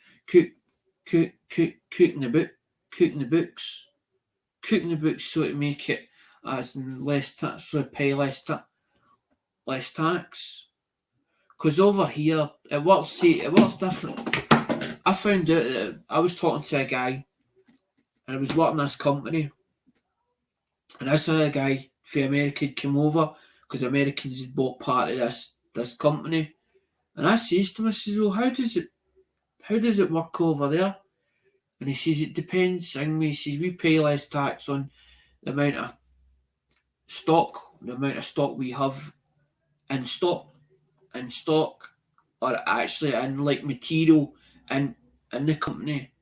But over in the UK, it works. The total tax works differently. It's how much money they've got as in the actual account. They don't go on how much stock, as in that's what they pay less tax for the amount of stock that they have in material wise lying in it. Because I asked, because I was like really, I don't know. I liked the guy, as in he was a technician, and it was this big, it was a massive machine, and it was then like fibre mats. We used to put the fibre mats through this. It was like it was like a baking oven, but they were trying to get the pollution of this oven down, as in the smoke that was coming out it. And as long as they got it done at a sensible level, then they were talking about putting this new machine in. This new machine over in America. They weren't going to fly it over until they tried to either fix the machine or get it down to the smoke level of this old machine down before they brought the new machine over. But they said that they had been building a project over there, and they'd been building it for like 6 months or something like that. They'd been building it, and basically it was to write a tax loss, a tax loss off, to write it off as a tax loss. And he was saying about as in how that if they didn't use the money up, or the money that they had in a pot, they would give it to the work. That's what it was. He turned and says about giving it to the workforce, and I thought, oh, that's a good idea. That as in giving it to the workforce, but that was their sort of last resort. And I thought, half of the employees over here, I thought, the way you're being treated by as in employers or bosses over here, I thought, it really stinks. And I thought, why isn't no, if that's the case over there, why is it not the same over? Why is it not the same over here in Britain? Because I know that you work differently, as in we use our your healthcare, and I'm like, why isn't healthcare the same as what it's over here to over there? I could never figure that. I could never figure that out. I could never fathom out why it was different. Because some of the it's like Trump. He owns what, I think it's a golf course or something over. I think it's St Andrews. He actually owns the land, or the actual the golf course. And a lot of the American companies bought up a lot of British companies, and British stocks, and a lot of British shares as well. Because over here we were back when Maggie Thatcher was in power, half of them were selling off whatever they had, as in that they actually belonged to over in Britain, because they had bloody no money to survive on. And then Scotland wants to be their own independent country, but they've nothing to sell. They've nothing actually to sell off. The only thing that they actually have is the export, and that's what keeps them That's what keeps them surviving, is the export. But they still have to buy. If you think about it, they still have to buy them raw material into Britain to do whatever they have to do with it, to basically export it back at the country, so that they get the money for as in the export for exporting it. But there's a lot of whiskey. There's a lot of whiskey bonds, because there's a place, it's called Burn Stewart Distillers, and it's export whiskey and export vodka. But you're talking about they did actually a big order for when I was working there. They were doing a big order for I think it was I think it was strawberry flavoured vodka. I'm sure it was strawberry flavoured vodka for Marks and Spencers. That's who they were doing it for. The big order for Marks and Spencers. But they had an export order as well, as in for exporting. But you're talking about 40, it was like 40 odd percent proof vodka and whiskey. 40 odd percent. And stuff would blow your bloody head off. It was like 11. The workers could buy it. I think it was like £12. I think it was like £12 a bottle or something like that. That was as what they were getting at. I don't know how much it would to be actually to buy it in the shop. I don't know how much they actually were charging the shop for it. But I think it was thing because you used to send on a Friday, you used to send like it was just like a sheet of paper. As in see who would order it, as in the workers. But it was fucking strong stuff. I wasn't into drink really. I just worked the place as in thing. I was working Hayes as in the night shift, and then down like a day shift or a back shift as in with him. But I ended up going to stay. I nearly killed myself off because helping my mum on the set as well. Down a car boots at the weekend on a Sunday, and then back working as in Monday to Friday, because I was getting a good contract with Hayes. I was getting phoned up for when people were asked sick, not the rest as in can you Alec do the night shift, and then we used to get sent up to Langlands, the Langlands Industrial Estate up the top, right up the back end. There's it's a different company that does it, as in they've got the contract for Sainsbury's. They actually run the Sainsbury's depot, and what it is the trucks go as in they come up this road and they go all the way up to the depot, then they go in the depot, and they're like there's like a £20,000 order or £60,000 order, and it goes all inside the actual unit. There's a big an overhead line. There's there's fifth, there's 15 there's 15 chutes on each side. There's two sets of chutes. There's a set of chutes on this side, and there's a set of chutes on this opposite side. And up the top, there's a bothy that sits on its as up in the air. It looks as if it's in the air, as in the production line goes all the way round, as in it goes for the back of the warehouse for the third floor up, goes all the way down the chute, and then it's above head, about 8 foot up, and it goes all the way round. And there's a reject line. There's a reject line in it. There's an actual reject line. I've been in the place. That's how I know about it. There's 15 shoots at one side and 15 shoots at the other side.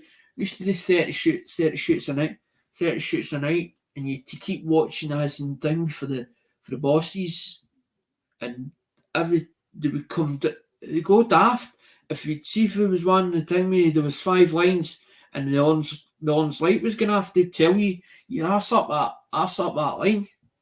To think me to get that line as fast as you could, as in because you had to put it on the cages, and the cages were all numbered, as in 1 to 4, and you'd work half the time. They would get, sometimes you'd end up the bust. Some of the workforce in there would bust all the time. We bust all the cases and all that car on, putting heavy things on or light things in the bottom and heavy things on the top. You had to sort it out as in the cages, where the cages go. as in for them to take the cages with one of them long reach forklifts and take it to a number bay, they put it into the line for going first thing in the morning, as in to fill up a trailer to go over the country. Used to take me one for Northern Ireland on that car on, one for East Kilbride. Massive production line up there. I used to love it. I used to love it every night as I'm going up there, as when I was working. But she stopped. They went on to the building sites. His agency. I was paying good money, as in thing. I think I was getting paid like £8 an hour, as in £8 an hour. And if I worked like, say for instance, a holiday, I was getting like I was like getting double time. But back then, I was nuts. As in playing slot machines and all that car on, as in before I even had the kids. I think that's what sort of made me realise, as in after having the kids and all that car on, I think that's what made me realise that there was other ways of saying, instead of actually gambling it away, as in frittering it away. And I think that's why I think that I've got this thing about putting money physical into physical stock, so that I can't spend the money. It means then I can't spend it because I've no go, as in when I've no go to it, or I know I can't see it. But that's that a coin collector is never, according to a lot of people, you hear them saying about it, a coin collector's never skint.